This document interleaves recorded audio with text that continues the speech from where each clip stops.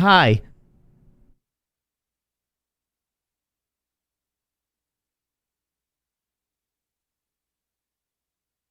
This is Bruce Buffer, and this is the moment you've all been waiting for. It's time for the MMA Holes! It sure is. Mixed martial a-holes.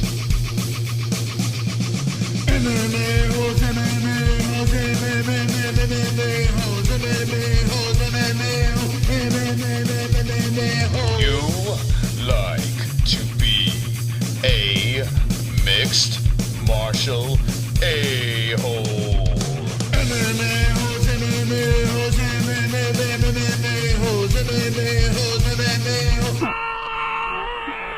No way. From the Sanosi Studios of Arizona, Lewis knocks out Oleinik in dramatic fashion. Clown Head Fight Week. DC Stipe, the trilogy. Covington Woodley official MMA news with the MMA Holes.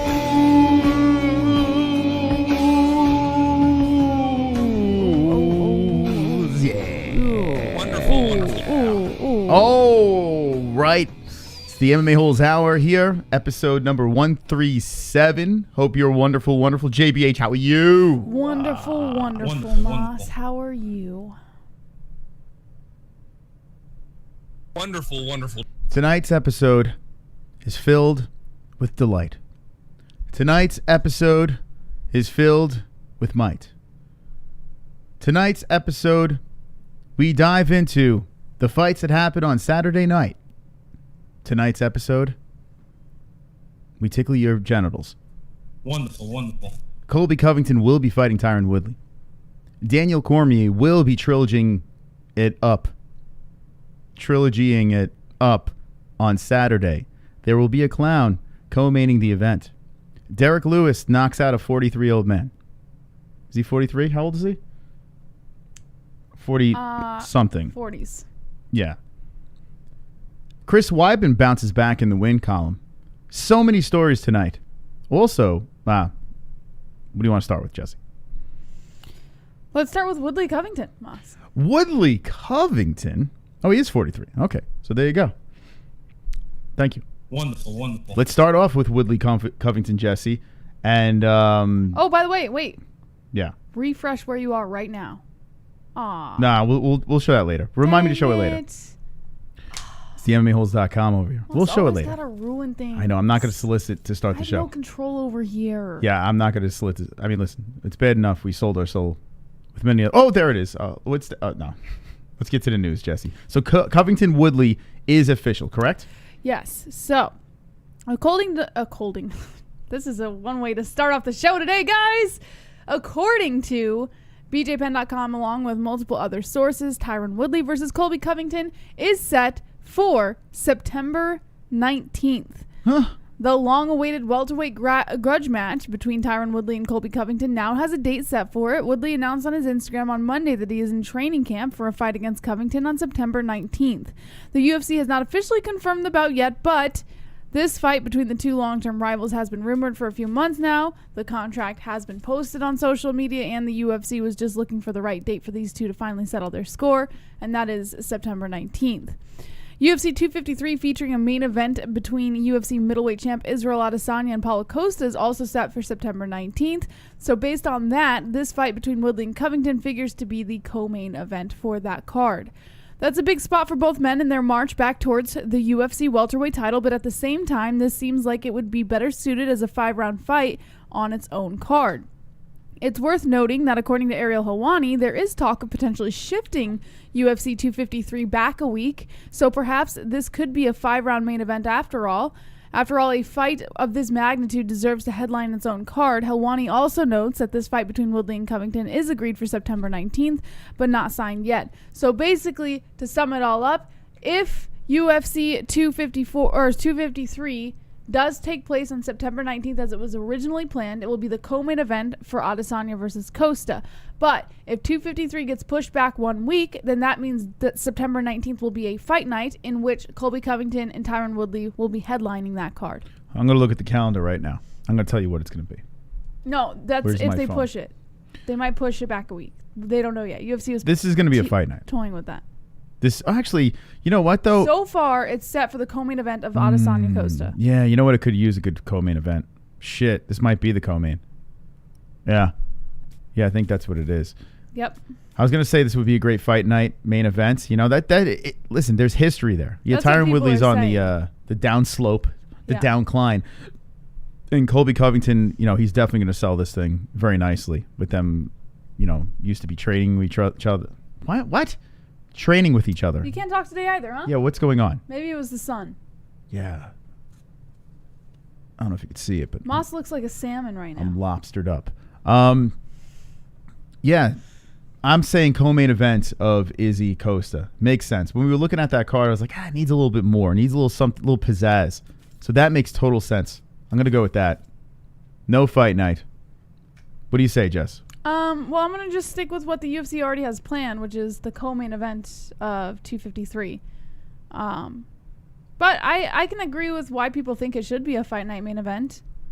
I can understand that. It should be a main event, but it's also not like people are more willing to pay for Adesanya Costa, I think. Well, actually, I take that back. Maybe people would be more willing to pay for Woodley Covington, but it's not a pay-per-view event, so. What? What are you trying to say then? What's the point? Well, I'm trying to decide whether or not it should be a main event on a fight night or a co-main for the pay-per-view. Okay. Yeah, this should be the co-main event because Mackenzie Dern versus Ronda Marcos doesn't do it for me. You know, Johnny Walker versus Ryan Span's a great fight. Yes. Put it here. Hakeem Dawodu versus Zubaira Tukhayagov. That's a good fight. Abdurakhimov versus Cyril Gain. Kennedy versus Alatong. Kenny, excuse me. Espinoza versus Zvorak. Walker versus Span. Yeah, put it here. Do it. Do it, UFC. Put it right over here. This is where it's going to be. All right, so what do you guys think in the chat? Woodley versus Covington. Who's going to win? And would you like it as the co-main event for UFC 205 Trey? What did you say, Moss? You said you wanted it to be the co-main event for the pay-per-view? Okay. Just making sure. Yes, Jesse. Okay. Drunk Savage says, Shopping during a pandemic. Hold on, addressed. I've been laid well over 2,000 times. Oh. Closer to 3,000. Oh. Damn, D-Rest, you're a cocksman, apparently. That's wonderful, wonderful. Wonderful. Now, feel free to donate and let us know how many times What? you've had sex. come on. What is that supposed to mean, Jesse? You don't believe him? 2,000 times? I don't think any man has been laid 2,000 times. No, you haven't. 2001. You've been laid like 2. 3 times at most. 1. Maybe about 1. You're right. It's true. I'm lying. Come on. Come on, get loud. MMA-Holes in the crowd. Flat Earth. Come on, get loud. MMA-Holes in the crowd. Got MMA-Holes in the crowd. MMA-Holes in the crowd. MMA-Holes in the crowd. Bye, Dognachaw. SO Justin Jr. and Glide they playing with my youngest for a dub on Fortnite. Oh, look at that. See, now that works. Now it makes sense. There you go. Actually, Flat Earth's got like a 16-year-old That's too, right? awesome. That's Yeah, great, cool. right? But playing with Justin Jr. is like playing with a... Wait, is RX nice though? Sometimes RX can get a little mean, you know? Yeah, RX Like- will behave. Like sometimes, I don't know, like it's a weird thing with him. He's all right. They're both all right. Great MMA holes. All ages, shapes, and sizes. Male, female. All wonderful. Wonderful. Thank you, Flat Earth. Appreciate that. All right, back to the chat. What would you like to see? Woodley versus Covington, co-main event. Who's going to win? Yada, yada, yada. Dunn says Glide. Schiff had no chance, says Alex Level. No. Greg Cobb says whoop whoop. Flat Earth Deacon a cumin. Mastone says Glide. Justin Jr. take it home, boys. Justin Jr. says hello. Flat Earth Deacon RX is DS's son. Maria Gronin says majority draw. Sean Hart likes up, guys, please. Moronic Emergency in the chat says they're probably moving UFC 253 for September 26 and Colby 5043. So Moronic, I touched on this, and for those of you guys just tuning in, we're talking about which card Colby Covington versus Tyron Woodley was going to be on. Right now, they have it set for 253 co-main event. But, like he said, like Moronic said in the chat, they're thinking of pushing 253. So that means that these guys might get their fight night on September 19th. At first, I wanted this as a fight night, but looking at that pay-per-view, it needs it. It does. Like, Izzy Coast is great, but you slap this on that card, and it just goes from suck to blow. Oh, no, that's Spaceballs. Wonderful, wonderful. Mega Made. It gets fantastic. You know, like that 1-2 punch of this and Adesanya and Costa. I don't even give a shit what the hell's on that card after that. And you got some decent fights, but this would be a nice fit. Callie says, would rather it be a main event on fight night card. I don't want to buy Izzy versus Costa. And that's another thing I think the UFC has to consider. But that's the point there. Right? Everybody wants to see this fight, so they'd be smart to keep it as the co-main event and make some money off of it. Yeah. Yeah, listen, a lot of people don't like Izzy. A lot of people really like Izzy, you know? People don't want to pay. They look at a card that's put together. I mean, it's not completely really put together. Yeah, the lineup is not official yet. Oh, look, broke. You broke in the transition. So you look at the card. Yeah, it looks like it still needs a little help. It's still good fights, though. Like, the fights that are here are decent fights. Mm. But, yeah, people are like, oh, I could crack stream. I could do the old crack stream on this thing, but then you put Woodley versus Covington, which if you think about it, a Tyron Woodley at this stage of the game, is he the same? You know? Is he the same guy? Last two fights, not so much. No, I think he's unfocused. I think he's lost focus, I'll put it that way. And I don't think he cares anymore. I think he's just doing this to prove a point. I really believe it. Like, Tyron Woodley has always been about proving himself. Like, he's got these weird insecurities where he has to prove himself to the shit talkers and the haters and shit like that. And then he started this whole other occupation, and he completely lost focus in his fighting career. So now he's just taking this fight not only to prove himself to the haters, but to prove himself to Colby Covington. This fight, what's great about this thing is if Tyron Woodley can somehow pull out the dub, he's right back in business again. You know, everyone forgets about the other two things. He shuts Colby Covington up. You know, Usman shut him up, but then you had like this weird, bizarre controversy, like this spin. If Tyron Woodley finds a way to knock Colby out, he becomes the old Tyron again. I don't see it happening at this point. Before I was all on Tyron, I was like, Tyron would beat Colby Covington, mark my words, lock it up. Now, this stage of the game, I don't know if I can see it anymore. I think Colby might break him. I really do. Greg Rivero in the chat says Woodley's going to break out the rage for Colby, a quick TKO, which you can't say is impossible to happen because we've seen it before where Woodley just kind of like lets this beast out and just mauls his opponent. You know, it's like you get one side or the other of Woodley. When was the last time you were really excited about a Tyron Woodley fight? Think about it. It's been a long... Actually, the last time I was excited... Yeah, for a Woodley fight was Darren Till. Yeah, that was the last time, right? But why was it? It was because of Till. This fight here, I'm excited for both reasons. For both sides of the equation. For the ridiculous trash talk. I'm curious to see if Tyron... I mean, listen, could you imagine Tyron takes an L to Colby Covington and what that would do to his ego? You have to think that this man is going to do everything in his power to beat Colby Covington. Well, I don't know if it's going to really shatter his ego that much because he lost to Usman and he shit-talked Usman all the way up and he never bothered him one bit. You know, like he just continued shit-talking. So I don't think it's going to break his ego as much as you think it's going to. Oh, it will. Oh, it will. Nah. Lose the... No one wants to lose to Colby Covington. No one. And here's the thing about Colby. He doesn't... Even a guy like McGregor, you know, all these other guys that talk shit, they're always humble at the end, you know? Victory or defeat, they're always humble. Colby Covington he's just gonna cry. Never humble. It's never happening. Never. That's the one thing about Colby. He sticks to his plan. He's the bad guy. He stays the bad guy before and after. Say what you will about that. He's not going to shake Woodley's hand. Woodley's just gonna cry. He's gonna find every excuse for why he lost except for himself. Like he'll blame everybody and everything except for himself for why he lost. Yeah. Man, I don't even know who the hell I want to root for in this fight, to be honest with you. I don't know. I don't know which way I'm going to go with this one. I'm on the fence, but I love it because I really don't even know where the fuck I'm going to go with this. I think I'm going to pick Covington. I think that's what I'm going to do here. I mean, it just makes sense. But I don't know who I'm rooting for. Shopping during a pandemic. I can't quite figure it out yet.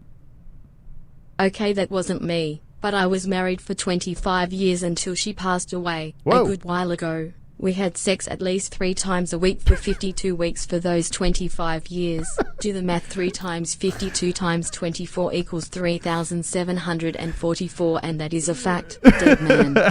Oh my God. I don't know what's going on anymore, but thank you. I mean, that is pretty good logic. That's funny, man. Then, Moss, how many times have you had sex in your life? I don't know. Not many. With that logic. Not many. I don't know. I really don't know. I'm terrible at math. I'm just trying to think of all the hoes you hooked up with. Not many. Unfortunately. A lot. Maybe one day I'll have sex with Jesse.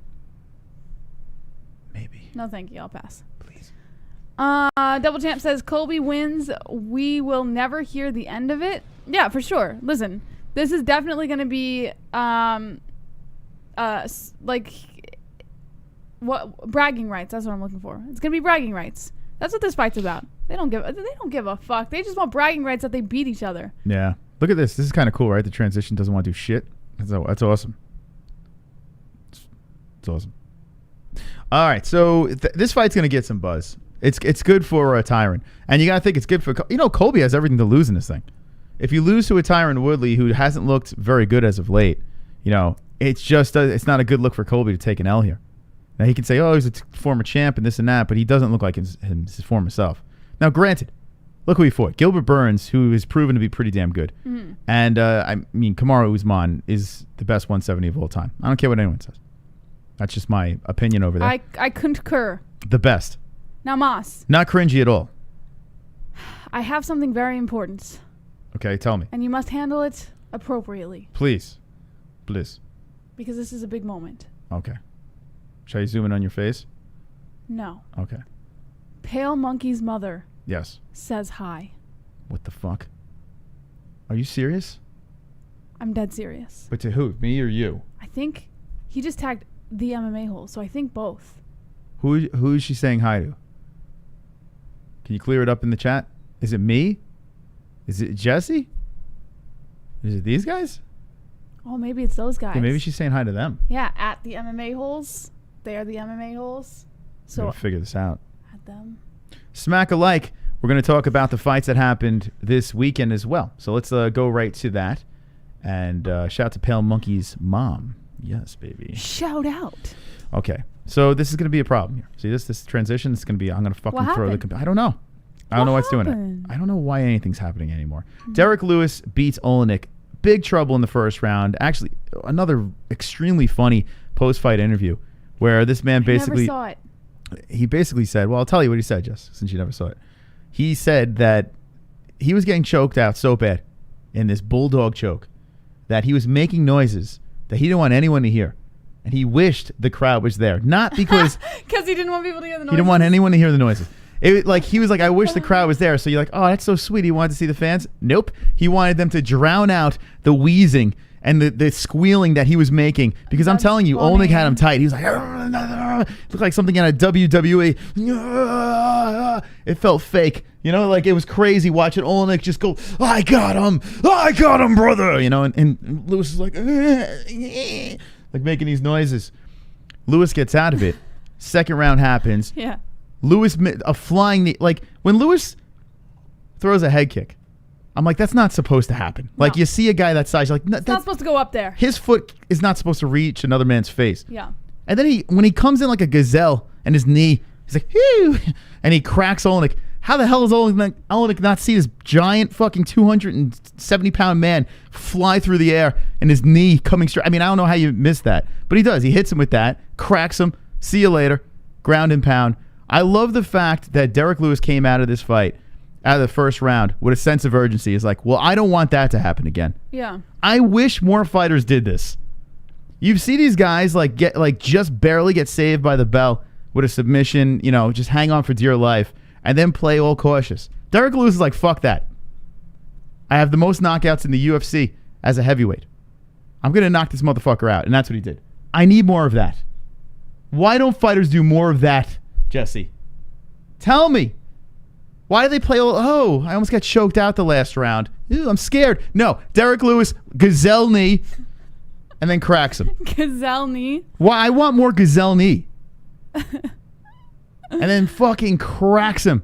Now, he did say that he noticed that Oleinik was, between rounds. Do you remember how Oleinik was positioned?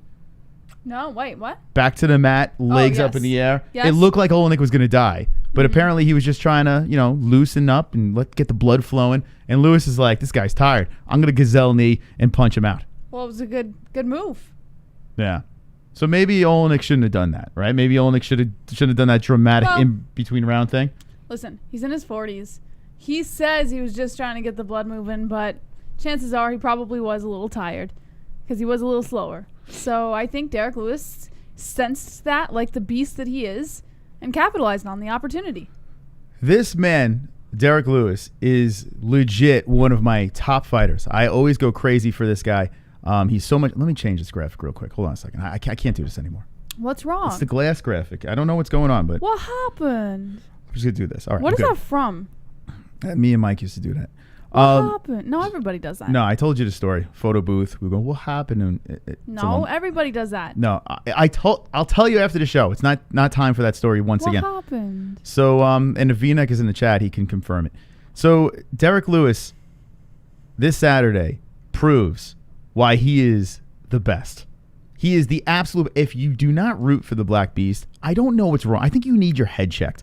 And there are a lot of people. I didn't root for the Black Beast. You need your head checked. Maybe. There was a lot of people in the chat. I watched the replay as we were reacting, and Lewis was this close to fucking losing in the first round. The chat was lying up, bye-bye, black man, like all the racist things. Christopher! That's what they were saying in the chat. That's what they're saying. Bye-bye, black guy. Bye-bye, beast. Bye-bye, shithead. See you later. Night-night. Like, everyone's, like, celebrating. Yeah. And then, all of a sudden, all the fucking racist cunts that were in the first round in the chat, they just fucking vanished. They vanish as Gazelle Lewis comes in and cracks him the fuck out. Poof. Like just magic. Poof. Gone. Gone. Racism has been abolished. It's gone. One knee and one punch and a series of clubbing shots. That's all it is. Racism gone. What's up, Nicole? What's up, my girl? Come on. Get loud, MMA holes in the crowd. Flat Earth. Come on, get loud, MMA holes in the crowd. Got MMA holes in the crowd. MMA holes in the crowd. MMA holes in the crowd. Thank you, iRock. That's where it's from. We love you both, Jesse and Chris, and all the MMA holes. There we go. Thank you, Flat Earth. We love you very much as well. Flat Thank you for the Earth donation, man. deep. Appreciate it. Wonderful. 2 MMA holes in the crowd. If you want to drop a donation, link in the description. Yeah. Okay. What was so, the yeah? Huh? What's going on? I just thought it was funny. Yeah? Yeah. Yeah. All right, so I fixed this. All right, so Oleinik takes the L. Looked good in the first round, but not so much. The Black Beast now. What is next for a Derek Lewis? What would you say, Jesse? You know what? Can I take a look at the rankings real quick, Mom? No, you're not allowed. No, Thank of course you could look at the rankings, Jesse. Thanks. Sure. Say Appreciate it, Curtis it. Blades. It seems like that's what everyone's going to fucking say. Yeah, I mean, it does sound like it makes the most sense. Head Did I on pass it? over Oh, there there to Heavyweight Moss. You got Curtis Blades and Francis Nganu. I mean, that was already a bust. But you could rematch So, if okay. you wanted to. Because Nganu is the gatekeeper. Miocic DC is happening today. Shopping Not today, this during a weekend. pandemic. Here we go. Moss told me once in the Discord that he used to sling dick all over queens in his prime. Sometimes 2 at a time. The man has given out more wrong numbers than the lotto machine at 7-Eleven. JBH, did you see a strange amount of ginger kids in New York? I was looking because I know. Moss is a little man whore. I know. That's fake news. That is fake news. That's terrible. How dare it's blasphemy. In fact, Jesus Christ, Such a turn off. that is blasphemy. No gingers get any ass in New York, Jesse. It's just not. It's against the law. Moss, you don't have to act like that. We already know. No, it's the truth though. In New York, if you have a ginger beard, pubes, hair, head on your head, hair, what? Can't get any pussy. It's just they arrest you. So Stipe Miocic versus Daniel Cormier this week, and of course we'll be talking more about that. We're talking about what's next for Derek Lewis. Here's my mystical prediction. Stipe says he's running. He's going for it again.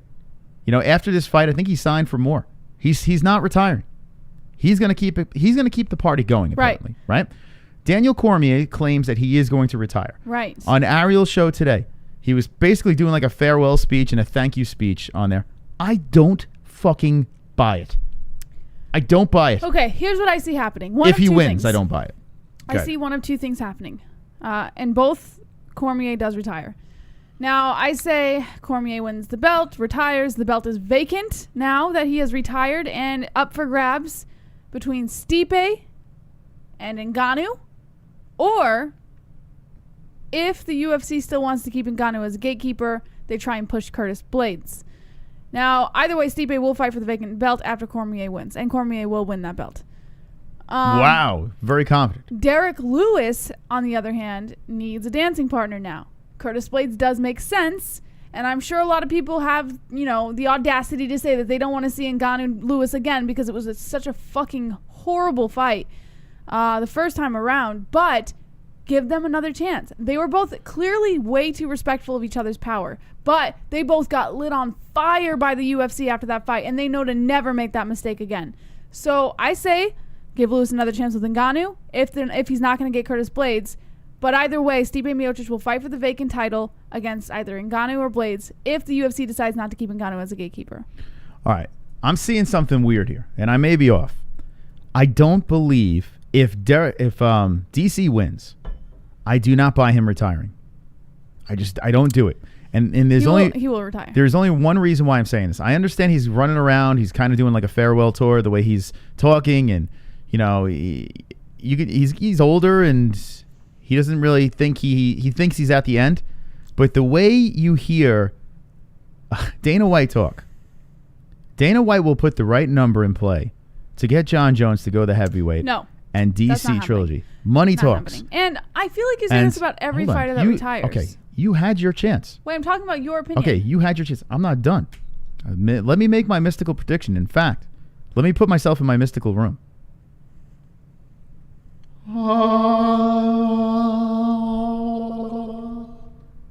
Daniel Cormier will beat Stipe Miocic. He will not retire. He may say he's retiring. He will not retire because Dana White will give him the fight against John Jones at heavyweight. What's next for Nganu? Well, I'll tell you. They will run it back. The Black Beast and Nganu will run it back. Mark my words. The mystical has spoken.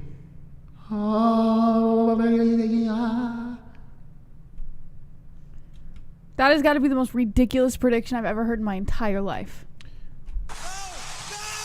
No. No, Christopher. No. Listen to me. That's retarded. Okay. I have predicted many things. First of all, in my DC's career. Retiring. There's no questions. DC's retiring. You say this about every fighter who says they're going to retire. Like, oh, they'll be back. They're not retiring. No, he's retiring. He's done. His career's done. He's done everything he needed to do. He was done last John time. Jones twice. He lost both times. He's done everything he needs to do. There's no reason for him to stay in the game right now. Hold on a second, He Jesse. fights. He wins the title. He retires. The title goes vacant. Stipe fights Nganu or Blades. Derek Lewis fights the other. In my hand is green screened money. And it's only like $2. But the reason he will fight again is money.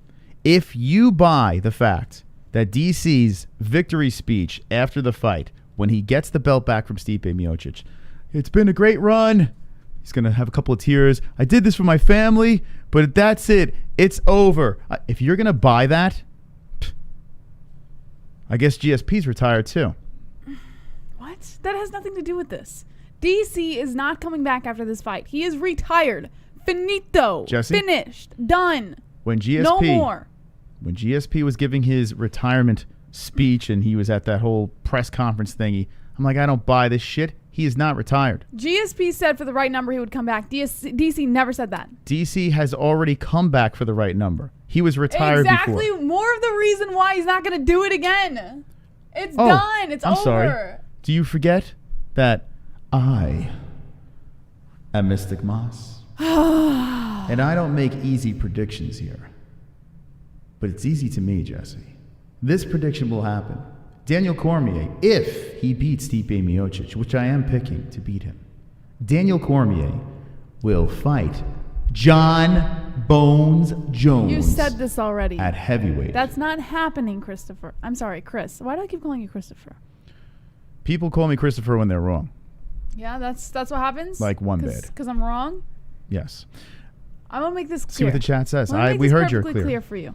I know you think John Jones is going to be like this next end-all, be-all in the heavyweight division, but John Jones is going to move up to heavyweight. He's going to do a few fights, fight for the title at one point. Wait, whoa. Let's back up and talk about this theory that you have. John Jones is going to just go right back to light heavy. Hold on. John Jones is going to go up to heavyweight and just do a couple of fights? No. What does that mean? He wants to fight Francis Ngannou. He's made it clear he wants to fight Francis Ngannou. Yes.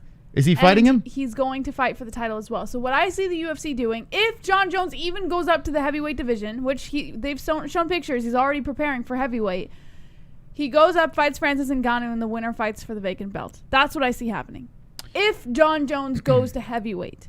John Jones was presented a fight with Francis Ngannou. John Jones ran faster from that fight than he did from the pregnant woman. He said that he was not getting paid the money that he asked for. He ran faster than the hit and run. Man. Jesse. I guarantee the UFC puts the numbers together and gets John Jones in heavyweight to fight Nganu, and the winner gets to fight for the vacant. Well, Jesse, listen. There's a mystical, and then there's you. Let's see what the chat says. That was insulting? I wasn't meant to be insulting. No, that was a joke because that was really bad. But A for effort.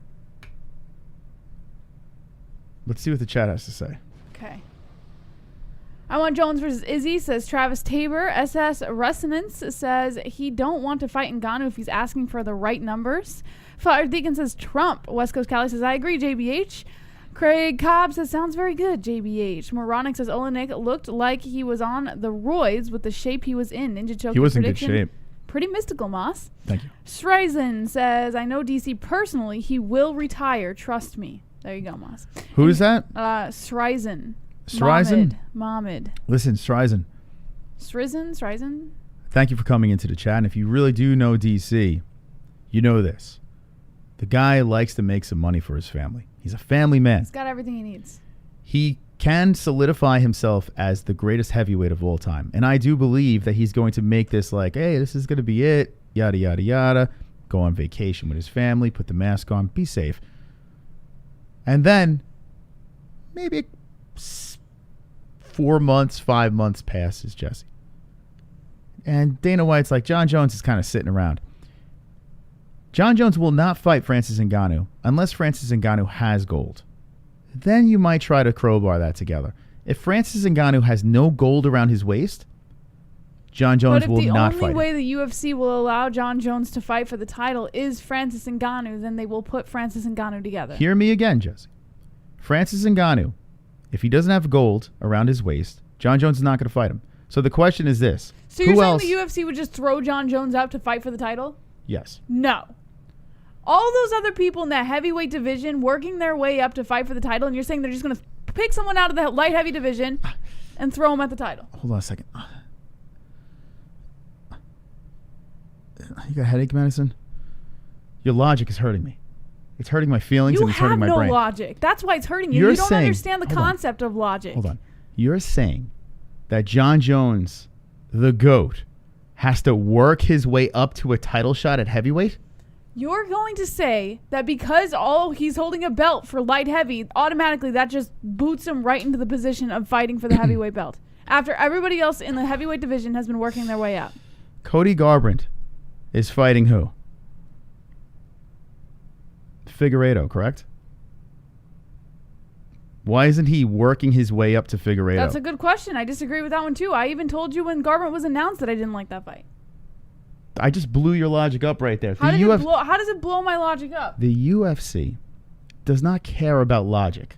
They care, and honestly, that is logical for I don't like the that light. You're talking like this. It's the light driving me heavyweight. insane. I know. Yeah, can you not just talk like you? Maybe. I am. I'm in my mystical stage. No, you're not. So the light heavyweight division has a champion in John Jones, who just happens to be the greatest of all time, and then he has to work his way up to the heavyweight belt. What the fuck are you talking about? Ninja, please. Let's play some donations over here. Jesus. Super chat. Travis with the $5. Jesse was rooting for Volkov when he fought Dilu. Why don't you like the Beast, Jesse? I don't know. I do like the Beast. I just didn't think that he was gonna win. So She hates fat I black went gazelles. against him. I guess. I don't know. We got to talk about Chris Weidman too. We got to get on that fight. That's something special. A lot of people weren't impressed by his performance. Were you? Chris Weidman? Sorry, I wasn't listening to what you were saying. What'd you say? I'm used to it. Let's get to the next donation over here. Okay. CBD. Flat Earth. CBD. CBD. CBD. CBD. CBD. CBD. CBD. CBD. CBD. CBD. Second here. Let me grab that thing. With healing process and inflammation and stuff like that. So you wanted to get these for before, after the fight, training, and make your life a better place. Flat Earth with the 420. SORX Glide and Justin Jr. Shout out to RX Glide and Justin Jr. Wonderful, wonderful. Thank you, Flat Earth. Look at that. Giving shout outs to the boys. Chris Weidman's performance. Were you impressed by his performance? His win over Akhmedov? Nah. You're in the same boat as V-Neck. A lot of people are not impressed by his performance. He wasn't even impressed by his own performance. Okay. But he said something which I firmly agreed with. When we were doing the reaction, I believed it was the reason why he approached the fight the way he did. And he confirmed it in his post-fight interview. We'll talk about it in a second. During a pandemic. Men at work in New York. We the men of the meatpacking district know Ginger Chris all too well. He left all of us with wide and buttholes. I mean that fire crotch slammed out harder than Kevin Randleman slammed Fedor. It's true. Jesse, you may want to get checked because we all had AIDS. Well, AIDS is kind of cool now. Like, look at Magic Johnson. He looks better than ever. AIDS is like the best thing that ever happened to Magic. So, I'm not too worried about my AIDS and my gay rendezvous. Thank you. Shopping during a pandemic. Chrome. A fat 50-year-old Verdum just manhandled Gus. What do you think Francis will do to Jones? Ooh, Francis versus Jones. What do you think? Who wins? Francis. Okay. That's why John's not taking the fight. I agree with you. All right, next donation coming in. Chrome, thank you very much for that. We have one here from Area 51, Escape Artist. That's coming next. We'll talk about Chris Weidman versus Akhmedov, but we're a little backed up with donations. We're going to do Save the Show, too, in 15 minutes. Super chat.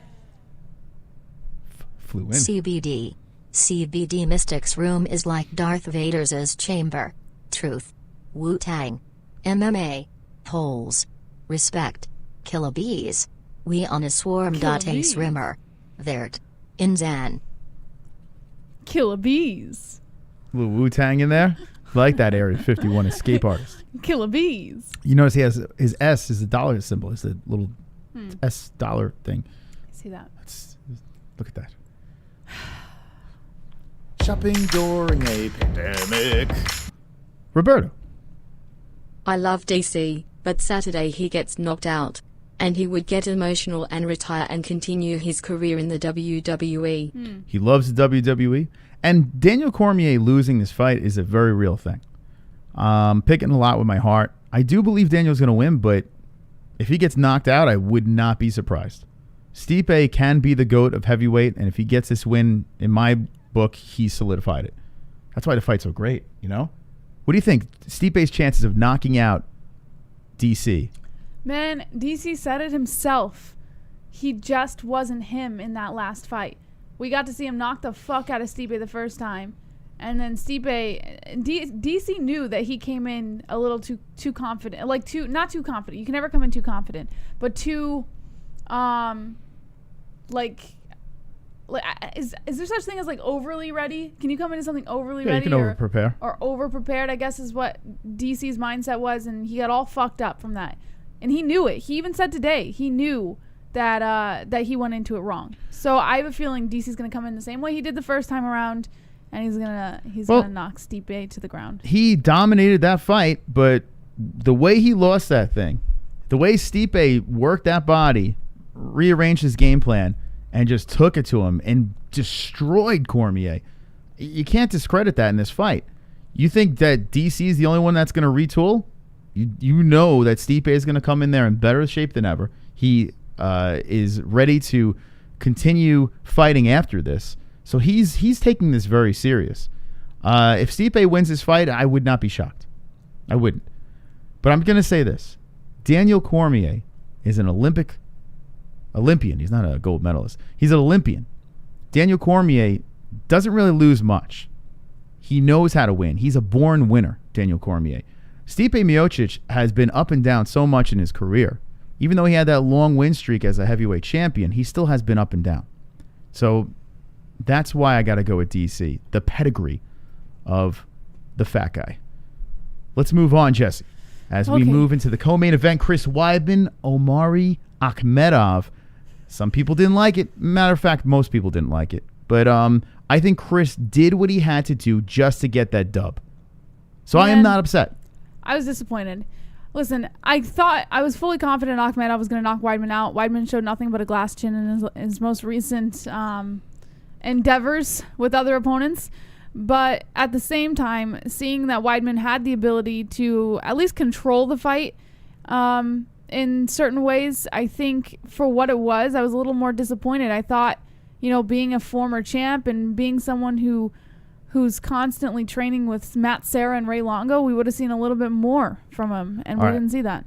So the reason why you're disappointed is because your guy didn't knock out Weidman. Let's be serious. Put that aside. Like I just said, you missed what I said in the beginning. Put that aside. I did think he was going to knock him out, but put that aside. I'm saying what we saw from Weidman for being able to control the fight, I thought we would see more. So let me just put it to you this way. If you thought that Akhmedov was going to knock his head clean off, maybe Chris Weidman thought the same thing. Hey, this guy could knock my head off. I'm going to wrestle fuck him. That's why Chris Weidman did what he had to do. Let me explain this to the community. Chris Weidman did this fight on purpose. He did it this way on purpose. All he needed was a win. This wasn't a showcase fight where he's going to... on purpose. He even said after the fight that he was disappointed in his own performance. Chris Weidman fought this fight to win, and he did the proper thing to get into the win column. Very dangerous fight for the guy. Fighting a guy, the Wolverine. This is not one of the top tier guys he's been fighting before. It's a guy with a flashy record, but this is not near the caliber of fighters that he's gotten his head knocked off with. So he gets the win against Akhmedov. Maybe it's not fun to watch. We're all going to forget it. But what does this set up? It sets up Luke Rockhold. That's what it does. The rematch. Luke Rockhold, no chin versus no chin. People are going to talk about it. Two former champions. That's what it sets up. That's why Chris Weidman had to get this win. If he lost this fight, I mean, you could make an argument he can go to fucking Bellator, for God's sakes. His record looks like complete dog shit. He had to fight like this. He had to just barely win it. When he tried to do that banana split shit on him, he was saying that Akhmedov was so fucking muscular that he just had to bail on that fucking submission and say, hey, listen, I can't do this anymore. The guy's a fucking rock. He actually got caught a couple times in the chin by Akhmedov. He didn't get knocked out, did he? He got clipped right on that Weidman chin. Right on that Weidman face. Didn't get knocked out. I am not disappointed. I expected it to be like this. I didn't expect Weidman to fucking submit him or knock him out. I expected him to grind out a win, so I'm not upset. Happy for you. What do you think about Wyman versus Rockhold? Is that a likely thing, or would you rather see something else for Chris? I don't want to see Weidman Rockhold again. You don't? No. Now, all right, then what would you want to see for Chris Wyman? I'll put the rankings up at middleweight. Would you want to see him rematch Anderson? Like, what would you rather see? I mean, he's not going to fight Anderson. He beat him twice and finished him. And it just kind of doesn't make any sense. So who would you like to see Wyman? I mean, where would you like him to go? Now, the rankings will reset on Wednesday. I don't think he'll still be top 15. I don't know. Maybe he'll creep in the bottom. But who would you like him to see him fight? How about a guy like Shabazian? Like a young kid. Well, Shabazian's, even though he lost his last fight, he's still pretty hyped up right now. I don't see why the UFC would throw Weidman at Shabazian, unless they want to just give Shabazian a fluff fight to move him up. Well, they might think that Shabazian can knock him out. Yeah, I guess that would make sense. Shabazian. I mean, I think Rockhold, who just kind of vanished, would be the perfect fight. You got the rematch. You got champ versus champ. It's when Chris lost his belt, so it's a redemption fight for Weidman. He snatched his belt that fight. I think it's a great fight for a rematch. I really do, and it's interesting, you know. But I mean, I guess you can throw other things in it. Brunson. No, I was reading the chat. They said Brunson in the chat. All right, let's see what you guys say. I mean, that's a pretty big leap. Justin Jr. says, classic UFC giving the old dusty legends to the up and comers. What a shame. Pale Monkey says UFC Nicole. Fodder Deacon says Chris beats Edmund. Rahelio says wonderful, wonderful. Rockhold is coming back, says Drunk Savage. Yes, that is true. We will talk about that. Yeah. All right, let's get to that story. Actually, we're running out of time. So let me just go on the fights over here, as we are definitely running out. Darren Stewart gets a submission guillotine choke. Talk about a shit fight. Kunitskaya versus Stolariango. She did what she had to do to win. And, I mean, you can't kill her, but it wasn't fun to watch. Dariush with a fucking crack finish. Spinning back fist. You got Tim Means getting the win. Unanimous. Kevin Holland with the right cross. Kevin Holland looks like a player. This guy's flashy and fun to watch. Hack press. Dominant performance. Good stuff against a tough Alex Munoz, who unfortunately didn't get the job done for himself. Andrew Sanchez getting the job done. The ground and pound finish first round. A lot of people are shocked. Gavin Tucker, submission rear naked choke. Zalal unanimous. And Rivera gets a split decision in his the first fight of the card. All right, so Jesse, give me some news here. What's the next story? Do you want to talk about Rockhold or no? I mean, yeah, let's segue then. Sure. Luke Rockhold's planning a 2020 return and is interested in a Chris Weidman rematch. According to MMA Mania, former UFC middleweight champ Luke Rockhold is expected to make his return to MMA by the end of the year and appears to be interested in a 185-pound rematch against longtime rival Chris Weidman. That's according to ESPN. Rockhold, who turns 36 in October, has struggled to keep himself afloat over the last few years, dropping 3 of his last 4, all by way of knockout, against the top of the food chain. That includes his light heavyweight debut against Jan Blachowicz back in July 2019, which ended in complete disaster. Of his 6 victories inside the octagon, only Weidman remains an active UFC fighter. The All-American recently got back into the win column with a sloppy unanimous decision nod over Omari Akhmedov at UFC Vegas 6 in Las Vegas. Both Rockhold and Weidman have expressed interest in running it back over the years, and this December will mark 5 years since Rockhold stopped Weidman to capture the 185-pound strap at UFC 194 in Sin City. Okay, so you're not on board with it. You'd rather see something else. I like it. I've been wanting to see this rematch for a while. And I think when both guys have been knocked out so many times, it was just kind of ridiculous what has happened to these two former champions. And the fact that Rockhold swiped the belt from Weidman, I did want to see this thing get run back. So I think it's a great matchup. I really do. Put this thing back together. I think it has a lot of interest. And two guys that are at the tail ends of their careers, if you really think about it. Okay. You all right? Yeah, why? Oh, okay. You said okay. I'm not allowed to say okay? All right. I just said okay. I said, yeah, just making sure everything's okay. Yeah, give me the chat. Ruben Rivera says loser retires. Alex Lovell, man, I am not a fan of Rockhold. King James says cockholder is boring and gay. Shep says I like kinda Holland, but new to see more of him. Ruben Rivera, both were murdered by Yoel. Matt Stone says smash the like. Travis Tabor says loser goes to bare knuckle. Ruben Rivera, LOL. Shep Dog with the fists for 100 likes. Rick Desarle says Chris and Luke equals has-beens. Moronic Emergency says Glass Chin Championship. Justin Jr. are going to go in 15 minutes on my call. We should start the clock, Moss, because we're a little late. Well, no, we started the show late. That's why I'm going to wait. So Sean O'Malley, hold on a second. I want to play something really quick here. Hold on a second. Where's his? How do I get to history? I can't freaking get to his channel. Get it down here and get it set up. Oh God, his whiny voice. How are you doing with training partners? What the fuck's going on here? Jesus Christ. All right, hold on a second. Look at this shit. Yeah, everything's freaking freezing up on me. So I want to play this real quick, and I want to ask you, Jesse, is this should he have edited this? So Sean O'Malley drops a video. He's fighting on the co-main event, the card coming up this Saturday. And let me just say this. Sean O'Malley is doing a fantastic job. I've been saying this for a while in marketing himself. And if he keeps knocking fools out, this guy is going to skyrocket. He can skyrocket past what McGregor did. The guy has got the gaming. He's got the podcast going. He's got everything. He's got the look. He's got the fucking weird clown hairdo. He's got all that shit. But he puts a video out over here, a new merch video, okay, on his YouTube channel. And he put something in here, and I want to see if he clipped it. I timestamped it. Hold on a second. Let me see if I can get to it. He probably clipped it out after I timestamped it. Where's the comments? You don't remember the timestamp? Hold on a second. There's Mystical. Oh, here we go. Look at that. Okay. So, all right. So he's talking about the masks, and this is what he says. We gotta wear those dumbass masks.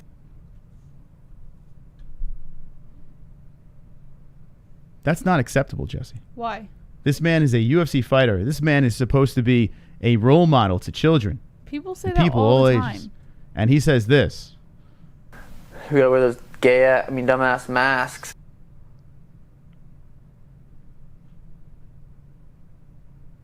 Now, Jesse, that is insensitive. That is quite insensitive. We gotta wear those dumbass masks. Gaylord. Okay? And then he's like, why? Now, here's the question. Should he just gone full and just said the gay masks? Or should he have corrected himself and said dumb? Like, how he handled this? And why not just edit it out? Are you that fucking lazy? If you know you can't say it that way, right? Well, and who cares? The masks are gay. Just say it. Just fucking say it. Let me go to my timestamp again, Jesse. We gotta wear those dumbass masks. Yeah. What do you think? Speaking for the gay people. Why do I speak for the gay people? I want this. Speaking for the gay people. I think it's incredibly offensive. Now, if he said Gaylord masks. Gaylord. It would be something. But what do you think? Should he have edited that out? No, he's trying to be real. Okay. But in society these days, what is going on right Honestly, now with fucking crazy people out there? The MMA community gives no fucks. Yeah. No fucks. Every single person I have ever encountered or interacted with in the MMA community gives no fucks. The only exception was Michael Anzalone. Everybody, and even him, he could understand like the jokes and the words. Nobody cares. All right, I got something for you. Come on, get loud, MMA holes in the crowd. Come on, get loud, MMA holes in the crowd. Got MMA holes in the crowd. MMA holes in the crowd. MMA holes in the crowd. Fuck yo beef jerky, son. Your hair looks nice, JBH. Thank you. Your beard looks nice, Chris. Thank you. P.S. I'm pretty sure that grip on the guillotine choke Stewart hit on Saturday was a ninja choke. Gay Adam Bass masks. Gay Adam masks. So, you say that MMA fans don't give a fuck. And No, they're not I'm sensitive. saying- Yes. Oh no, they're sensitive. Oh, MMA they're fans sensitive. are definitely sensitive. Yes. But I'm saying when it comes to using the term gay, I don't think they care. Like I have seen so many times, especially in chat rooms and shit, like you go to Luke Thomas's chat or just any MMA chat room, and they're using gay constantly to reference things. You're telling me that this is a good look for the sport these days in this fucking era Listen. that everyone is sensitive over everything? Is a gay man dying because he said gay ass masks? What do you think if he has, let me ask you a question. If he has people that are running his publicity, right? And they saw this, do you think that they would say, hey, Sugar, you got to take that fucking down? You can't do it. No. No. Because he's being real. So why did he correct himself then? Because if he's being real. Because he probably realized that he might offend somebody, but if he edited it out, then he wouldn't feel like he's being real with his community. Yes, he fucked up. He probably knows he fucked up, but he's going to leave it in there so people can see he's human. What? Jesse, I would leave he it in left there. it in there because he's lazy. Not because he's human. This man is lazy. That's why he left it in there. Who gives a fuck? If he was being real, just say gay masks. Just say it. But he knew he's not supposed to say that in his fucking sensitive time. So just let him leave it in there. Okay? Who cares? We gotta wear those dumbass masks. And then you look at his clown hair. Gay. That's dumb hair. He's clearly high. He's got some dumb hair. Shopping during a pandemic. What about his hair? There you go. See? Roberto agrees.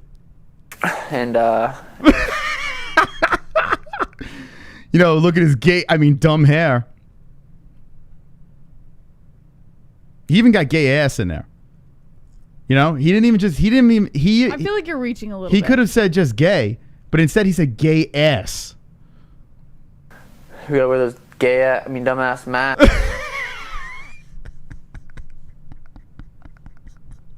It would have been so much better if he just said those gay ass masks. I would have had way more respect for the guy. I'd be like, good for you. Because who cares, right? I'm with you. Who cares? But he corrected himself. Just fucking edit it, you dick. Why edit it? Just edit it. Why does he have to edit it? Because he corrected himself. But what does it matter? Let him correct himself on it. Like, Mark my fucking words. People are going to say something about this. You said something. Well, listen, because I'm a troublemaker. You're the only one who said something. I'm a troublemaker. Co-main event this Saturday. Sean O'Malley wearing that dumbass mask on his way to the cage. Chat. O'Malley dyed his hair the same color as Cheeto flag. Yes. That's right. Thank you, Travis. Appreciate that. His hair looks great, though, right? I mean, it doesn't look gay or dumb at all. We gotta wear those dumbass masks. You know we got to make that a donation. Gay dumb masks. Gay dumb masks. Gay dumb masks. I got a gay dumb mask. Gay dumb mask. Gay dumb mask. All right, let's start the clock. Shopping during a pandemic. Damn, man. Fuck. Sean Juggalo O'Malley seems to have a lot of confidence to sport clown hair, because if he loses and especially if he gets knocked out, he will really resemble a gay-ass clown. Good luck with that. You know what's funny? Like, if he does get knocked out on Saturday, like, legit, Vera could say, yeah, I knocked out that fucking clown. He could actually say that. The first person in UFC history that could actually physically say, because it's literally, he can literally say, I knocked out that fucking clown. Shopping during a pandemic. Shout out to Staley02. There you go. Shout out, Staley. All right, here we go. Ladies and gentlemen, let's start the clock.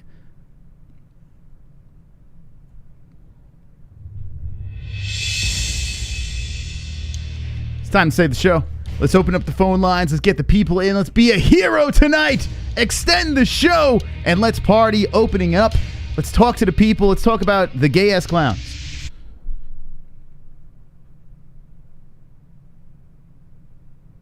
Okay. Ready, Jesse? Squeeze me another Shopping during a pandemic. All right, we'll put this in. We'll put this in on the save. Sean O'Malley is pretending to be homo with his hair like that snitch Takashi. Both of them are gonna get straight bashed by real fags for force claiming. Vera will upset this hype train Saturday. Flatty joins us already, Essie. Save this bitch.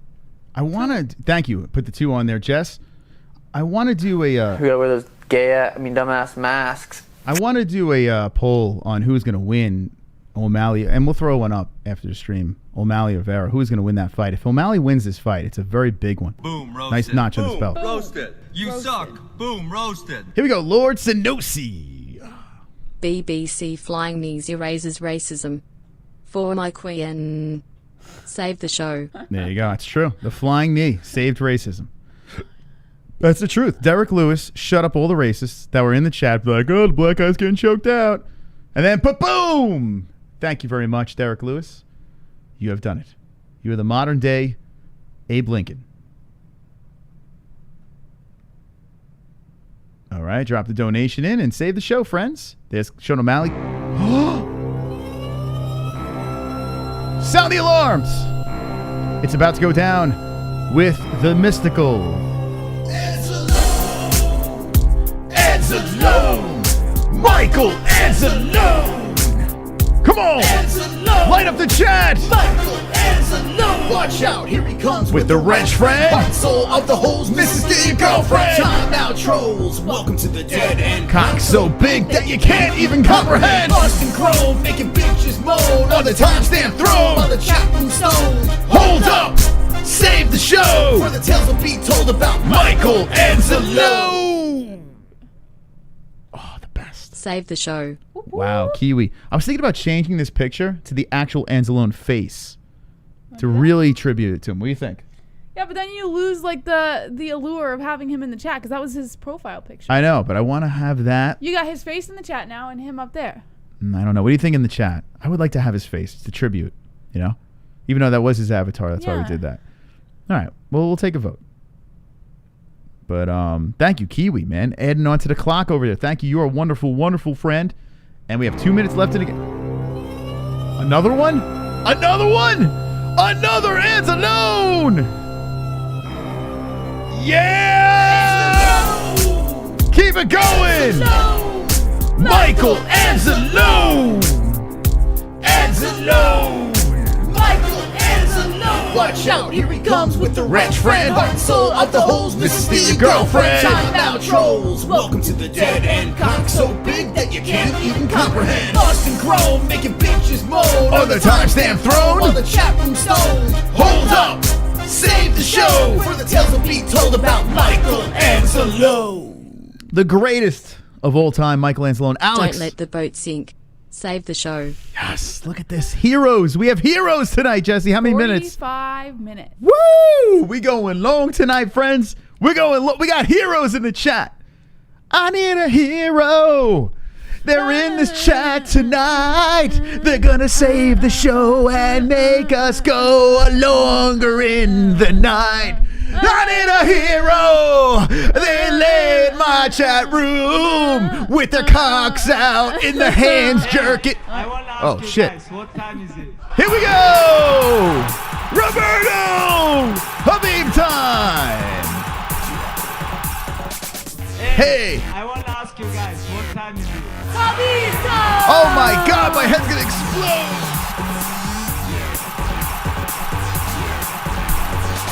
Hey, I want to ask you guys, what time is it? Woo! Fired up. Save the show. People. 73 minutes. That's an hour and 13 minutes, Mom. We got heroes tonight. We got 18 seconds left in the save. We got heroes in the chat on a Monday night. Thank you very much for all that support over there. We're going deep tonight. We're going deep. Going raw dog tonight. We're going to raw dog the chat, phone lines, everything. Oh, super chat. All right. Give it to him. Drunk. Save the show. Moose, Wilt Chamberlain and Ron Jeremy used to grab lunch every Tuesday and compare numbers. Yeah, Wilt Chamberlain, he laid down the pipe. Wilt, the stilt. Wasn't it like 1,000 people or some shit like that? He plowed through. Something like that. Okay. All right, how many minutes, Jesse? All right, we got Hour one and more. 18 minutes. 18 minutes. We got one more that's going to creep through and slip through the cracks. Thank you so much for the support. You guys, seriously, I can't get over. We'll be live tomorrow, too, for a Contender Series. Oh, yeah. Oh, super chat. Area 51. Shout out all you belts. Dragon Shiati. Yeah, baby. Dragon shit. Yeah, how about all the belts, man? Mike, I saw Mike H re-upped. Thank you for that, Mike. Fucking wonderful, wonderful. Wonderful. An hour and 23 minutes. Yes. Oh, it feels good, man. It feels good to go deep into the night. And hey, hit those likes over here. Hit the like. What? Hit the like button. The hell are you waiting for? Hit the like button. Wonderful. I was gonna dance. You guys got lucky.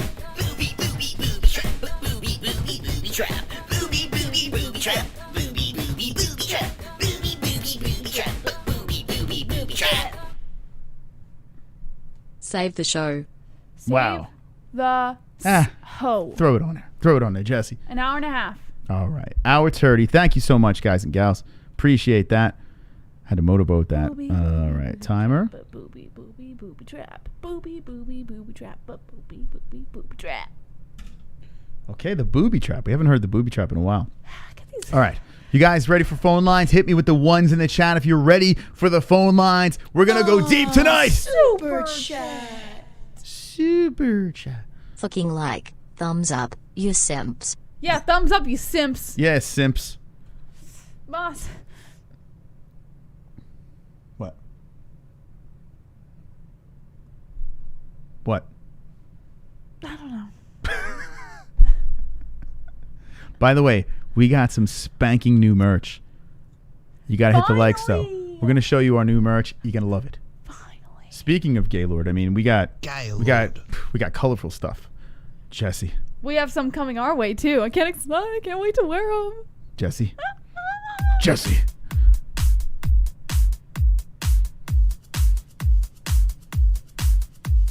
Boots and pants and boots and pants and boots and pants and boots and pants and boots and pants. Like. Boots and pants and boots and pants. 100 likes. Watching fights. Fist so tight. MMA-Holes. Pump them likes. 100 likes. Watching fights. Fist so tight. MMA-Holes. Pump. 100 likes. Watching fights. Fist so tight. MMA-Holes. Pump them. Likes. 100 likes. Watching fights. Fist so tight. MMA-Holes. Pump. Woo! That felt good. The dislikes can Choke on a carrot. What is All he right. talking to? I'm cursing out the ceiling, man. Beating that up. Beating up the ceiling. Listen, I'm going to show you some new merch, and then we're going to go right into the phone line song. We have a lot of news to get to. I want to hear your thoughts on O'Malley controversy. Derek Lewis knocking out Oleinik. Chris Whiteman, what's next for him? DC, Stipe, the trilogy. There's so much. So much to talk about. AIDS of the ears. So much to talk about. All right, Jesse, we go over to the MMAHoles.com. Christopher? The looks you give me. What? And we have it on here for eternity. The dirty look. That's not a dirty look. That's me looking at you. A dirty look is different. I want a compilation. That wasn't a dirty look. Are you kidding me? I want a compilation of JBH dirty looks. I need that. That wasn't a dirty look. Kainoto, help me out here. All right. Anyway. Wait, that's what you think is a dirty look? Now I know why you keep accusing me all the time of giving you dirty looks. I want a dirty look compilation. That was innocent. Like this. See this over here? Is that a dirty look in the chat? I don't remember where that picture was taken, but that was Looks dirty to me. That was completely. That was not a dirty look. I don't know. I'm looking at the chat right now. Now you're just being sensitive. Drop the dirty looks in the chat. Dirty look. I see some dirty looks in there, Jesse. I see them. Anyway, all right. You dirty girl, you.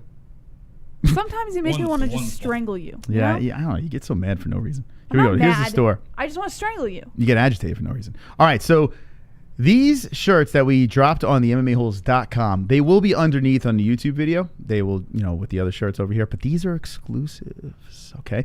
We got brand new shirts over here. I'm going to show you guys and gals real quick. And actually, we got the masks. We finally got the MMA Holes masks. Yeah. Every $1 for one of these masks goes to hungry children. So a little, we had a chance to actually donate back to the communities and shit like that. So it's some sort of hungry children foundation. I don't know where they're finding all these hungry kids.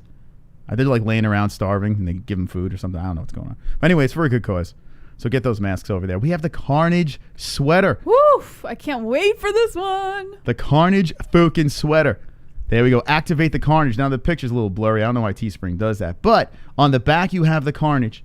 And then on the front, if we can show it. No, it's go up. That second dot right there. Oh. How do you do that? That second dot there. Click. Yeah? No, the second dot. This one here? Yep. Okay, on the front, you got the little new MMA Holes blood logo over here. I don't know why it's not clear. It'll be clear if you buy it. And we have the new T-shirt over here. We have the Carnage T-shirt. We also have... we got the Gaylord shirt, baby. Gaylord. We're all colorful up in this bitch. Check it out. That shit's a splatter of MMA Holes love right there. We call this shirt over here, Taste the MMA Hole. Taste the MMA Hole. There you go. Taste the MMA Hole on the MMAHoles.com. We have the new blood splattered shirt as well on the MMAHoles.com. I like this one. Just this is dripping. one of my favorites. That's actually period blood right there that we splattered on the shirt. So check them out on the MMAHoles.com. All new stuff, the masks, everything's over there. You got the ladies stuff, you got the tank tops, you got all your shit. The MMAHoles.com, link in the description. All right, Jesse, we're going to open up the phone lines very soon. Very, very soon. So hang in there, friends.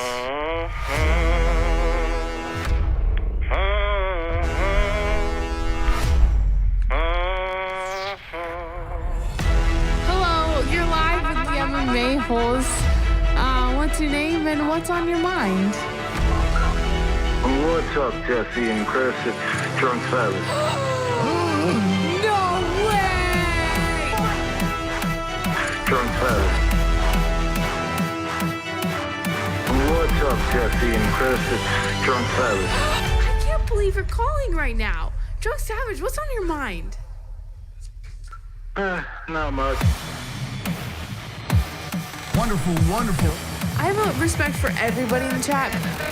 MMA-Holes. Vlad's one of them. Kevin from Chicago. AMH, I mean the knitter. I'm just enjoying this. I can hear you. Hi, this is Philly. We have Sean Hart. Hey, there you are. What's up, man? What's up, Pulse? Oh, it's Justin Jr. Barbecue Chrome. Hernandez. So Kainoto. Gaia Lord. RX. Mark Rowe. Heavy Biker Rowe. D-Russ. Sean Man. Vigo. Big Bob. Basically Dragonflight. Nick C. Vigo Southern Country Dome. Shannon Stewart. Rogelio. Ben Simmons. VC 2.0. Peter Phillies. Jeremiah. Hey, Lee W. Michelangelo. MMA-Holes. Man, what a wonderful, wonderful community. Wonderful, wonderful. Oh, I feel it. I feel good. I feel sexy. I feel swole. Listen later, slap this. I like biting your shoulder. I know. I had to go to the bathroom and wipe your face off my shoulder, too. What? Nah, that's all right. I still love you, Jesse. You're the best. I spit on you. Yeah. Okay, here we go. We're going to open up the phone lines and talk to the people via Google Hangouts. Let's do that. Okay. The number is 516-522-0267. Give us a ring. I'd like to hear the OGs and the new Gs. Anyone jumping in? If you're new to the show, too, hit the like button and subscribe, please. If you don't, we check for every person that does not like and subscribe. Like, you know how they're doing the temperatures for everyone with COVID? Well, we actually check to see if you're liked or subscribed. And if you're not, we arrest you. All right, let me get the number on here. Hangouts. Hangouts with your wangouts. All right, here we go. I see the likes going up. Thank you for the likes. Appreciate it. All right, so we're the MMA Holes. We'll be live for UFC 252. We're going to be live Tuesday, Wednesday. I think Jesse's bringing... Are you bringing back Fight Briefing? You are. Thursday, Friday, Saturday. What the fuck? We're live every day, man. So just make sure you subscribe. Oh, look at this shit, too. We're getting closer to letting dragons loose. All right, if you're not subscribed, 38,200, we let the dragons fly, too. So maybe we'll let them fly tonight. I don't know. Hit the like button. Okay. Wonderful, wonderful. All right. Hey, look at this. The party's growing. 20 people. And we get the... Jesse, imagine we get fucking dragons loose tonight. All right. Let's start the clock. Give you a little extra time because we love you. MMA Holes are wonderful, wonderful. Thank you. We are wonderful, wonderful. 516-522-0267. Jesse got the short shorts on tonight. All right, here we go. 360. You're live with the MMA Holes. What's your name? What's on your mind? Hey, what's going on, Desmos? This is MG42 Pillbox, one of your regular guests in the shadows. How's everything going with you, ladies and gentlemen, tonight? Wonderful. Who is this? Jess, come on. I'm the guy that watched you drive to Arizona and pointed out a couple of your streets that I noticed you on. Oh, shit. MG42 Pillbox, no big deal. Shout out to Flat Earth Deacon in the chat. He is probably your biggest supporter that I always recognize. And there's a crazy thing about that topic, guys. It snuck into the MMA community, and I hate to tell you this, but it is true. So this is going to be a little bit of a troll moment for you guys, but you guys do a lot of good work. I hate to admit, Moss, that I watch your channel way more than I should, honestly. It is really stupid. You guys put on a good performance. I am really impressed with the work that you put into it. I don't always agree all the time. I'm kind of a Bible thumper, crazy flat earther. So when I hear cringy stuff, it is kind of weird, but keep it to a certain level. Make it a little bit more family friendly. I like the way that Moss pitched the sales thing tonight. I was laughing my ass off. Good job on that. But yeah, you guys keep up the good work. And please tell me you guys aren't part of the Tyson Fury fan club, and you know that Deontay Wilder got cheated. You need to call this out. Come on, bro. Love you guys. Keep up the good work. All right. Again, this is MG42 Pillbox from Arizona, southern Arizona, south of you, about 500 miles. But in blood always finds its level. Keep up the great work, guys. Thanks again. Thank you. Look at that. Wow, what a nice that's call. a really good call. Very professional. I'm in this call. impressed. So Even got some constructive criticism. yeah, I like constructive. Listen, Whoo! Unlike Jesse, I love constructive criticism. I love it. I appreciate constructive criticism. I don't appreciate just blatant criticism because you're a hater. Well, I look at it this way. No matter what kind of criticism you get, even if people are trolling, if it is a productive, if it is something, maybe it's not worded correctly, or it's they put it together as a troll move, but they pull some truth out of it. Like if you're a dickhead, I don't appreciate it. So people don't realize that any sort of criticism, no matter what it is, if it's polite, that's nice. I would rather polite, but who cares? If it's not, I do pull from that, and that's the reason why 4 years going strong on this thing, we've pulled every sort of thing. Like, some people are annoying as fuck. There are some people in this chat that you're like, oh my God, here we go again. Another fucking critique. You know who you are. But I have to say, it helps. It does help. We have pulled from people's criticism, so it's welcome. It is welcome here. Tyson Fury, robbed? He's saying Wilder got robbed. Yeah. Deontay Wilder got robbed. Yeah, what? Nah. Bomb squad all the way, baby. Well, how? Let's go. He was Bomb done. Bomb squad. I don't know. Well, I think they're going to run it back. So, and another thing too is we got two hosts here with completely different opinions on a lot of things. That's good. You don't want us agreeing on everything. But you don't want us disagreeing on everything. Then it's kind of annoying. Then it's Did like you just disagree with what I just said here? Yes. Jesse's great at disagreeing with everything. So that is good. We need that on this show. She might get a little more angry than me because I'm smooth. No, you're not. Like, I'm like velvet. That's not really smooth. Anyway, but yeah, I disagree with her. She'll disagree with me. The chat disagrees with me or Jesse, whatever. That's what conversation's about. Debate. You know what I'm saying? So listen, sometimes we get feisty. Sometimes we have fun with it. That's what it's about. A lot of these shows out there are people sucking each other off with their opinions. No one's debating. No one's trying to fucking give both sides of the equation. So that's why we're the best of all time. All right, 516-522. I want violent disagreement 100% of the time. 832, you're live with the MMA Holes. What's your name? What's on your mind? What's up? This Pulse. What's up, Pulse? Hey, Pulse. You didn't say it twice this time. What's going on? Usually you repeat it twice. You're like, what's up? What's up? It's Pulse. Oh, good. How's it going? Oh, okay. My bad. What's up? There you go. Or you used to say my bad. Yeah. Where you used to. Yeah. Anyway, go ahead. That last guy, he was right about why he's a bit of a kiss ass, but he was right about Wilder. Fury fought with like no tape on his knuckles. So he cheated? His gloves were fugazi. Really? I mean, I didn't hear about this. Fury had no tape on his knuckles, you said? Maybe. Yeah. Where did you hear this? I'm gonna post it on the website. I'll show you proof. I have proof. Okay. Yeah, I'd like to see that. If after this phone call, throw it up there. I would like to see that. Yeah, I would like to see that too. But I was gonna say, as far as the card this weekend, yeah, as far as Weidman goes, it's crazy. At this stage of the game, you may argue that Aljamain Sterling is kind of the breadwinner in that gym. Oh, he is. Yeah, now he is. Yeah, there's no doubt. But go ahead. The problem is, Aljamain gets just as much respect as anyone else. Like, it's crazy. Yeah. That gym gets zero respect. It's like a bunch of Rodney Dangerfields of it. Here's my question for you, Pulse. Now, Moss and I disagree here, but did you think that we saw that Weidman had intended to perform the way he performed, and were you at all pleased with the way he performed on Saturday night?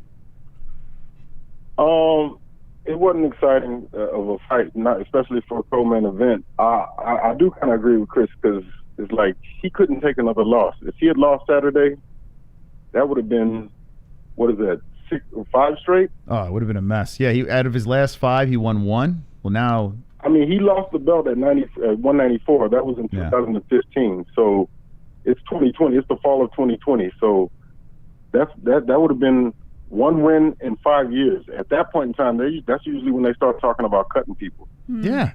What do you expect him to do? A flashy knockout? No, he's got to go in. All of the fights that he lost, most of them were vicious knockouts. So he did right. He did right. He like seat buckled himself to that dude.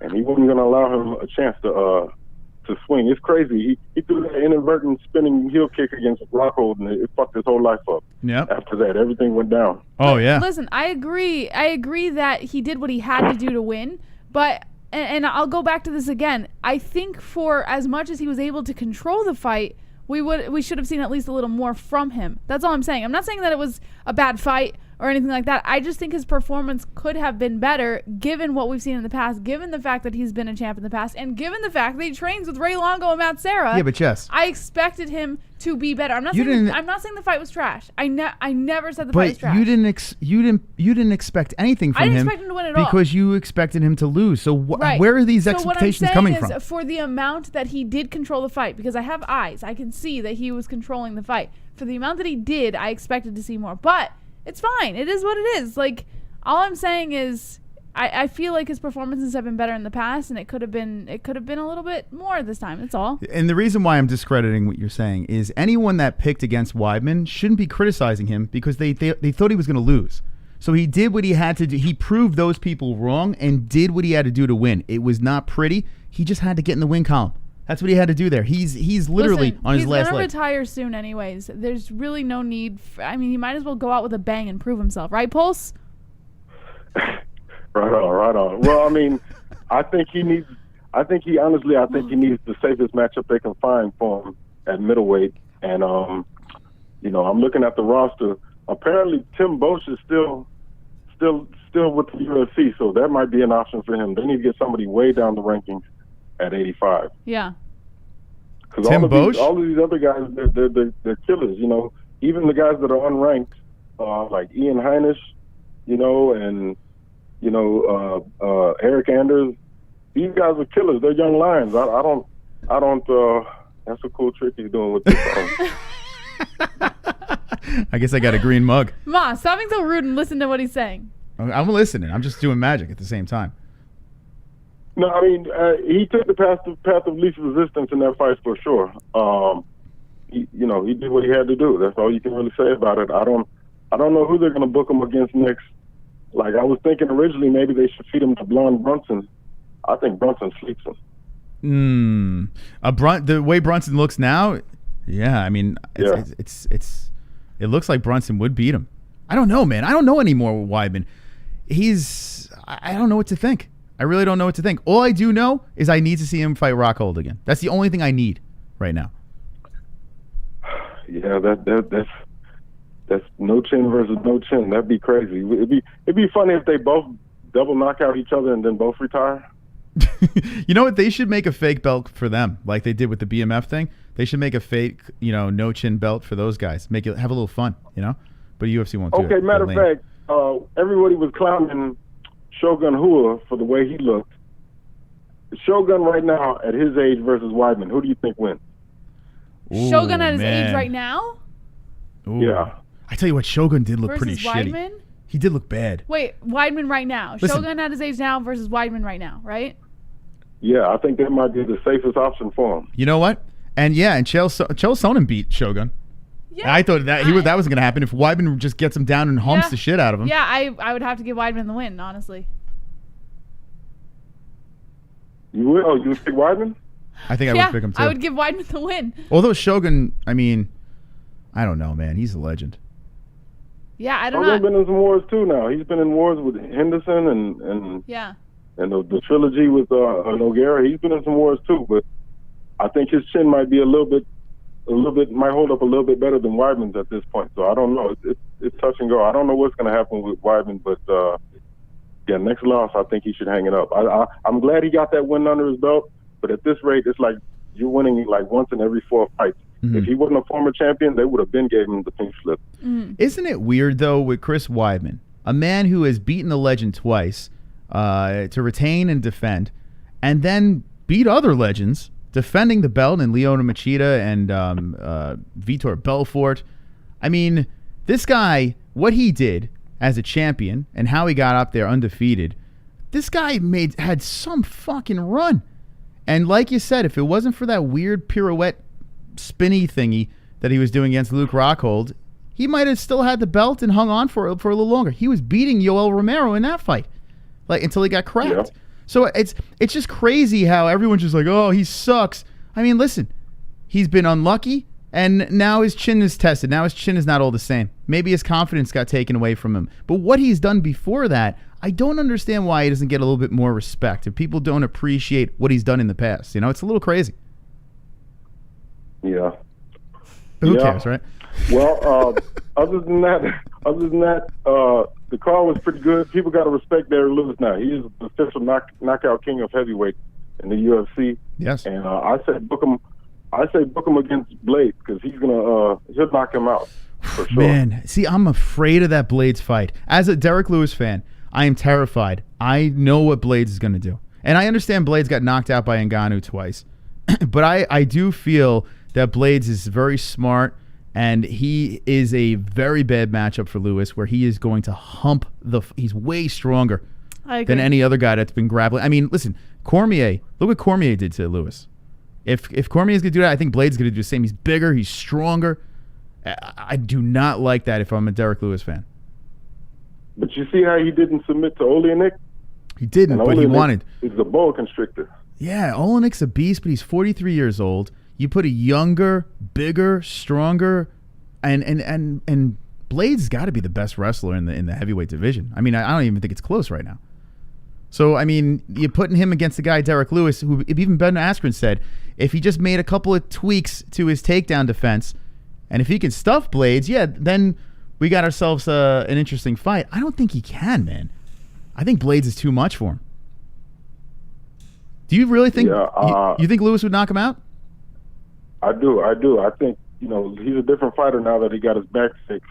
Matter of fact, I think you guys should come up with a Gazelle Knee t-shirt. Yeah, man. He's like an impala, the way he majestically soared through the air. I love that, man. Black Beast is great. I don't understand why people don't like the guy. I don't get it. He's one to watch for sure. He's one of the stars of the UFC. Now, what the hell is Flat Earth talking about? I don't know. I'm not reading it. KFC is God? He wants God to call in, apparently. All right. I heard KFC, it was a tax-free weekend this weekend, so I heard KFC got some new school clothes, man. From outside to Josh and yeah? new overalls and whatnot. Well, if he didn't, you gave him a nice heads up. Maybe now he can get something. All right. Thank you, Pulse. Appreciate it. Thank you, Pulse. Later, guys. Later. That man is a $50 patron. Whew. Say what you will. Gotta he's a $50 love him. patron. Wonderful. He's a moderator, and he's been with the channel for a long time. Years. Yeah, he's been with the channel for a long time, so we appreciate Pulse. By the way, someone bought a T-shirt. When you and Pulse had like this weird troll relationship in the beginning. Yeah, he was a dick. But so was I, so in fairness. And then you guys all out of nowhere became friends. Like, it was so weird. Well, he put his money where his mouth is. No, he's a good guy. Pulse is actually a really good guy. He seems really cool. Well, he was sending us pictures of guns and fucking weird ass Oh yeah, his first bracelet. He sent is this guy threatening my life? No, it was a knife. It was, I don't know. He got a little weird, but he actually is a good dude. All right, so look at this. Someone bought our this is a proud MMA-Holes shirt someone just fucking bought. So thank you for that. Whoop whoop. Appreciate that. Not sure who did it, but thank you so much, man. Or lady, or whoever does. Yeah. That's a nice shirt. It's comfy. All right. Let's take some more calls. 516-522. 0267. Yes. Unknown caller, you're live with the MMA Holes. What's your name? What's on your mind? Yo, John Savage. What's up, drunk? Drunk, you got right past not Kevin. Much. You slipped right past Kevin. Moss here. A little extra mystical tonight with the whole John Jones DC thing. I totally agree. Oh, get the fuck out. Hang up on him. Hang up on him right now. Well, Jesse, listen. Great minds think alike. Jesse. Oh, boy, Jess. I don't appreciate the disrespect, drunk. Okay. But, come on. You got to admit, DC wants that third fucking fight. Deep down, he wants to see if he can beat Jones at heavyweight. Hello? Yeah, we hear you. We hear I you. thought Jesse hung up on me again. Nah, she's listening. She's listening contently, and I decided to burp while you're saying it. Yeah, I'm with you. I agree. That's funny. Is that what you do when we've hung up on you in the past, or like when you get cut off? Is that what happens? You go hello? Hello. Yeah. Yeah, I agree with you, man. I think that's what's gonna happen. Listen, Cormier, you know what's gonna happen. I guarantee you, if DC fucking wins, John Jones is gonna get on Twitter and be like, "Hey, pussy, you still there?" Yeah, money talks. DC is gonna win. and beat Stipe, and he may not. I mean, it's possible, but I'm assuming he's going to win this fight. And if he does, he's going to be all emotional. He's emotional either way, but he's going to be like, it was a good run. I'm going to retire for my family and this, and everyone's going to buy into it. And then like fucking 2 months later, we're going to hear that John Jones wants to fight him at heavyweight. You know it's going to happen. Yeah. Yeah, I heard Dana saying that he's prepared to make DC an offer for the trilogy fight. Oh, he is? Yeah, but Dana White has been talking about wanting DC to stay for a long time. He's even said he doesn't want this to be DC's last fight, but DC has made it very clear that, even to Dana, that he has no interest in staying. Jesse, come on. What do you... Come on, you know... He throws down like $10 million, I guarantee DC fights. There's always a number. There's always a number. And DC's a competitor. Now he has the belt back. Even if he loses that fight at heavyweight to John Jones, at least he had a chance to redeem himself at Stipe. You know what I'm saying? So if he loses at John Jones, who gives a fuck? He's not going to fight John Jones, guys. Let me be perfectly clear here. All right, for everybody who even thinks there's a possibility of DC fighting John Jones for a third time. The reason DC will not fight John Jones, albeit at heavyweight, because that's where it would happen if it were to theoretically happen, which it won't. But if it were to happen at heavyweight, I understand what people are thinking. Oh, it's at heavyweight. DC is, he's healthier. He's more comfortable there. He has a better chance. It will not happen. DC and John Jones will always be rivals. DC will never give John Jones that opportunity to embarrass him again. It's just not going to happen. I don't care if it's at heavyweight, light heavyweight, or flyweight. He's a competitor. It's not happening. This is a former Olympian. This is a winner. This is a man that has a blemish on his record. So why would he put himself in a position where he can jeopardize being the winner and lose again to John Jones, his one kryptonite? And by the way, Jesse, only 2 losses. One to Stipe, one to Jones. The other one was swiped away from the records, Moss, Jesse. you got to stop with this Jones thing. Because he was a cheater. It's not happening. He's a cheater. And I got to say this, Jesse.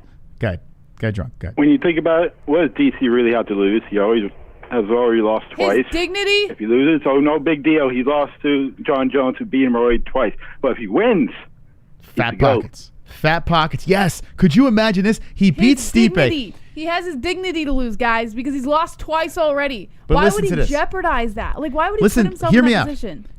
He beats Stipe Miocic. And here's the problem. We're just assuming he's going to beat Stipe. It's not a layup. He will beat Stipe, and it will be a vacant title, and it will be Stipe versus either Nganu or Curtis Blades. That's what's going to happen. Stipe fought Nganu already, Jones, right? He's staying at light heavy. Stipe fought Nganu, and it's not. Or John Jones would come and fight for the vacant title at heavy. Then I could see it. But he's not fighting DC. DC's going to retire after this. Finished. Mark my words, JBH. John Jones will fight either Stipe or DC, and I'm predicting it's going to be DC. But if Stipe wins that fight, mark my fucking words that John Jones will fight Stipe or DC. I am telling you, you're delusional if you don't think he's doing squats now. You see, he's actually working out his legs. Yeah, I have no doubt that he's going to try at heavyweight, but it's not going to be DC. You got to get DC out of your head. It's not happening. Can you explain to Jessie, John Jones is the greatest of all time, and she thinks that he's going to work his way up to a title. Can you talk some sense into this co-host? Nah, I mean, if the title becomes vacant, then definitely it's going to be him and Nganu. They're not going to fucking make him go through anybody else. I mean, who really else does he have to go through? Just like we were saying earlier, Cody going down to flyweight. He's coming off one fucking win after 3 losses, and he's getting a fucking title shot. Think about it. He said if the title becomes vacant. If the title is say if the title is vacant, Stipe's injured, or Stipe says, you know what, I'm going to call it quits too. Then he would go up and he might fight Nganu. But it's not going to be DC. You were so stuck up on this DC thing. That's hold on a second. What I'm saying here is if all those scenarios are gone, like if DC gets hurt, or if Stipe gets hurt or retires, whoever wins that fight gets hurt, then you're throwing a whole monkey wrench into the situation. Is that what you're saying? Are you predicting that someone's getting hurt? I want to rip my eyeballs out of my head. We're trying to understand. You're driving me insane. You were trying to understand. Just forget about John Jones and DC. Forget it. John Jones may go up to heavyweight. He may fight Nganu. He may fight Stipe for the vacant title, but it will not be Daniel Cormier. You're out of your mind. You're out of your... Daniel Cormier's going to be like, no, I don't want money. Daniel Cormier is retiring. He's done after this fight. Over. No more Daniel Cormier. You can forget about Daniel Cormier. Out of your head. Wipe him out. Is George St. Pierre retired? This is not about George St. Pierre. Stop bringing up GSP. Is he retired? GSP said in his retirement speech that for the right money he would come back. DC never suggested that. So stop trying to compare them because they're not the same. Is Conor McGregor retired? Conor McGregor, for the right amount of money, would come back. Yes. DC is having a third child on the way. He wants to focus on his family. Yeah. He's Oh, done. wait. He's done Hold on. everything that he needs to do. Wait, hold on a second. He has a third child on the way? He has a child on the way. So wouldn't that child want money He to live? has money! Oh my God, what are you not understanding? What's going to pay? He has more money. What is going to pay more, Jesse? Him sitting behind the desk over there going, oh my God, what a great fight. Or him He's headlining already a getting pay-per-view paid heavyweight hundreds of thousands against... of dollars to call fights. Jesse, He you does know- not want oh, another concussion from God. John Jones. And then have to tell his third child, oh, there's this one guy that I always lost to, and I'll never you forgive know how much myself for money- taking that third fight. Think about It's not this, gonna Jess. happen. Use your the brain. the money he would make in a John Jones heavyweight fight, you can say trilogy or whatever the fuck you want to call it. They can market that fight to like a mega super fight. And you mean to tell me he's just going to pass and say, I'm not going to take that paycheck? Yes, mark my words. He will pass. You know how many fights he's got to call just to make that paycheck? How many years? Now this is the moment you mark my words, Moss. DC is retiring and not coming back to fighting. Look what you started, Jimmy. Although he will continue to work for the UFC. All right. No, I disagree. He's coming back because it's going to sit. He's going to sit on his ass for like a week or two, then be like, you know what? I'm at the youngest I'm going to be right now. I got one shot at John Jones. I want to come back like fucking Chuck Liddell and Tito when they're fucking 50 and shit. And try it again at fucking Bellator or something. He's going to give it one more chance just to see if he can beat him. Okay, that's what Drunk says. Drunk. Smart man. Drunk. Smart. Drunk. Now, if DC gets smashed, you could forget about all of what we're saying. It doesn't matter if he wins or loses. All right, I'm done having that. We're just going in circles here. I'm done. I'm not going to keep going back and forth. You have your opinion. I have mine. I'm leaving it at that. All right. Drunk, high five. Okay, if you lose at two things, you just give up or you try again. What's that? If you lose twice at something, do you just give up or you try again? Right, but you're saying if DC loses twice at Stipe? No, At John Jones? But here's the thing, guys, and this is what you don't understand. This isn't like, oh, DC has been trying to build something out of Legos and it's not coming out the way he wants, so he's going to break it down and try again. No, this is a fight against a light heavyweight champ, the GOAT, the pound for pound and he's GOAT a fighter that he's lost twice to. That is his clear kryptonite. Why? Why, Money! Drunk Savage? Money! Why? Aside from money, because he already has enough of that, would DC He has put another kid on the way. in such a jeopardizing Jones was position? on roids. Now he's clean. Jones He's is got still on enough. the roid shot. He's got Okay. pulsating Hold on a picograms second. in his system. Drunk makes a very good point. Now, you picked against John Jones in his last two fights, and some may say he lost his last two fights. Has John believe that. Jones looked the same in his last two fights? No. Okay. John Jones does not look the same in his last two fights. DC has a chance to redeem himself against a man that does not look the same Against at a man heavyweight. who's going to pack on more pounds and potentially become more comfortable, but we wouldn't know because we've never seen him Wait at a heavyweight. second. John Jones is a big light heavyweight, but do you think that heavyweight's going to make a difference for John? We wouldn't know. We've never seen him at heavyweight. I am telling you right now, For all we heavyweight. know, he gets better. I am telling you right now, heavyweight's not going to make it. He belongs at light heavyweight. He will Man, dominate we don't know. forever. We don't know. Just like Gus got better and OSP got better at heavyweight. Yeah, look at those two. Listen, John I'm Jones- saying some fighters get better with weight. That's just how. Oh, Look at man. DC. He got better with weight. John Jones is the GOAT, in my opinion. Gian Vellante. Gian Vellante. It's crazy, man. It's nuts. You're just assuming these things Listen, here. I'm allowed to have my opinion, and you're allowed to have yours. But for you to try and trample all over me, if that's even a It's word, trampled, Moss, Jesse. It's trample all trampled. over You've been me, wrong with that. All right, is extremely immature. Let me have my opinion. You can have yours. I don't criticize you for your opinion. I just disagree with you, and we're gonna leave it at that. Okay, fine. Now, if you're watching this on the replay, please, please debate about it in the comment section because I want to see This what is you what knuckleheads we have should to be say. talking about in the comment section. Yes. All right. So let's move on. Anything else, Drunk? I very much enjoyed and infuriating JBH tonight. Yeah, she deserves it. Shut up. Until the last two callers, fuck you. The only person who got robbed in those fights was Tyson Fury in the first one. Tyson beat him in the second, fair and square. So fuck y'all. A white boy is heavyweight champion. Deal with it. Oh, whoa, damn. All Later, right. slap nut. All right, so Drunk coming in, starting fire. 516-522-0267. Get your calls in. And Jesse's Got fired me all up. fired up, drunk savage. Call up and trigger Jesse some more. Nah, I don't need to be triggered some more. I might have to go drink some alcohol if you trigger me anymore. Listen, if you believe in DC, then you would be right. I believe in him for this Stipe fight, not for the John Jones at heavyweight. 716, you're live with the MMA Holes. What's your name? What's on your mind? What's up? It's Sonosi. What's up, Sonosi? Hello, Sonosi. All right. One, I'm not talking about DC and Jones. I don't give a fuck. Thank God. Okay. That's exhausted enough.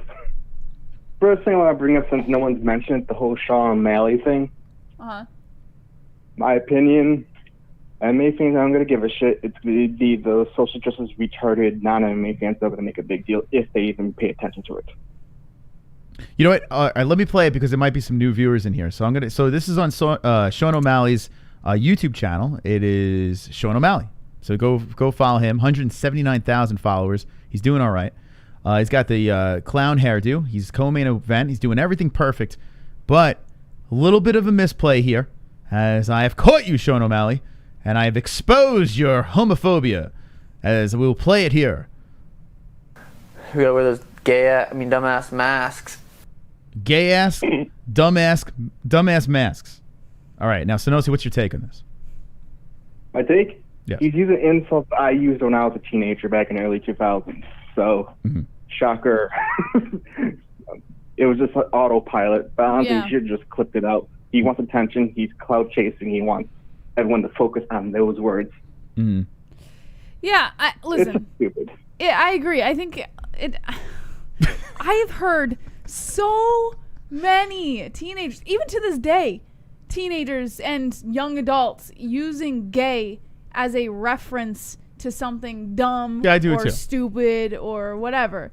You know, so it's like, at this point, does it really fucking matter? Well, no, it doesn't. But here's the problem. You're the one who pointed it out. I pointed it out because he corrected himself. But nobody else pointed it out. So he clearly was like, oh, shit, I'm not supposed to say gay.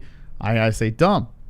But why correct yourself if you don't think there's anything wrong with it? Clearly, he thought there was something wrong. He may have corrected himself to make it look like, hey, I'm actually not that bad of a person. But why does that make you a bad person? Because you said it's no big deal. Because he might think that people would get offended. There's a lot of Karens in the world.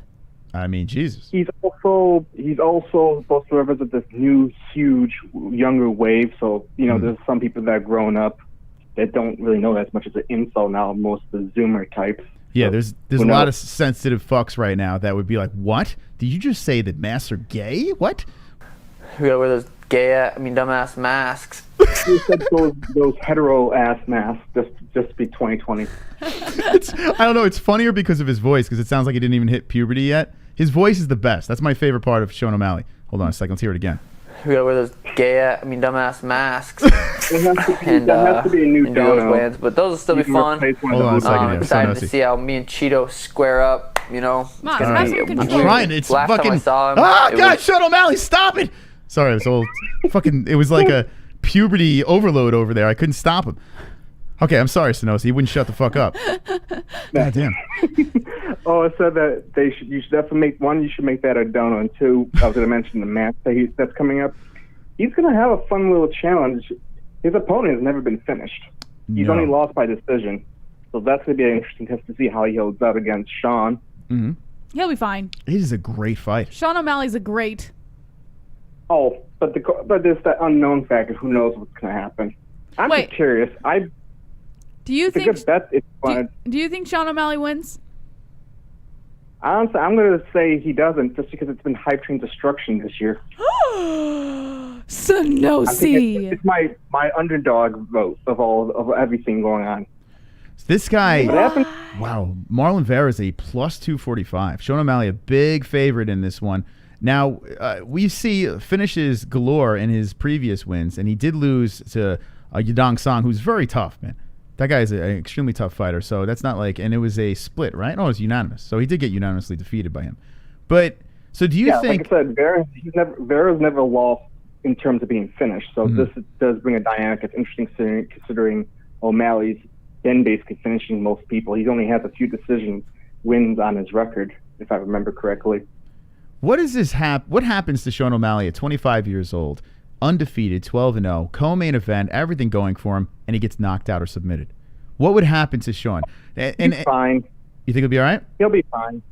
Dude's too young. It's like the same thing that just happened we saw with Brunson.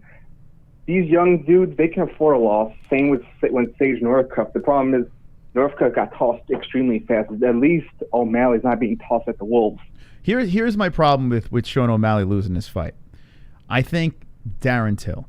I think guys that get hyped up tremendously, and now Sean O'Malley surpasses whatever Darren Till had. I mean, they were all up on Darren Till. This is nothing. This is legit like McGregor 2.0, 3.0, 6.0. It's crazy. This guy could be It's the same thing with Izzy, basically. Yeah, Israel Adesanya, but Sean O'Malley's taking it to the next level because he is marketing himself in a way where he is becoming a superstar in and out of the cage. Izzy is a star, don't get me wrong, but Sean O'Malley, if he keeps knocking fools out, this guy is going to be a superstar, like an absolute superstar.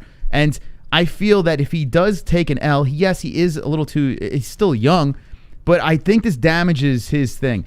Izzy got the belt. Conor got the belt. These guys surge up the rankings. All this hype, get the belt. Darren Till didn't get the belt, and look what happened. You know? But there is one thing, though. Till, at the very least, did get to number one. The problem, which you are mentioning, which is true, if O'Malley loses right now, yeah, this does the most damage compared to all these other hype trains that he'd even lose to a top 10 opponent. Yes, agreed. This is a very dangerous fight. Until he loses to a top 5 or whatever opponent, yeah, he can't afford to lose anything. Yeah. Jesse, what do you think? Jesse's chewing on. We caught Why her. would you ask me right when you know I'm about to put something in my mouth? Sonosi, we caught Jesse putting, what are you putting in your mouth? Gummy bears, right? Sour Patch Kids. Oh, Sour Patch Kids. Could you believe this, Sonosi? Well, they are multicolored. Yeah, like Sean O'Malley's hair, so. But the other thing I was going to mention is, because we can talk about Sean personally all day, but I'd rather not, the whole Chris Wyman thing. Mm-hmm. I don't blame the dude for what he did to win. It's boring as fuck, but the dude was going to lose his whole UFC career if he lost another fight. Yes. One way or another. Come on, Sonosi. Well, let's high five. You drunk savage. Let's go. Let's have a party. The boys come out. Let's go. What? Jesse, what's wrong? What's going on? I didn't say anything. Oh, okay. You just gave me a look. I mean, come on. Let's go, boys. Let's all agree and have fun. No, I'm with you, man. But the one thing I will say right now, Chris, surprisingly, I just looked up the thing for World MMA Fighting. He's actually ranked 10 now. Oh, is he? Yeah. Well, he actually skipped Endon, who's ranked 11 now. Let me look at this thing. Because the UFC resets on Wednesday, so we'll get their rankings. But you would think. On the site they show Wyman is up.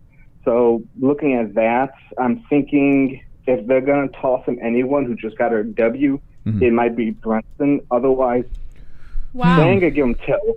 Till will murder him. But that's really is high. a good possible choice that no one's risking their ranks for. Wait, hold on. Do you think now? I'm going to play devil's advocate here.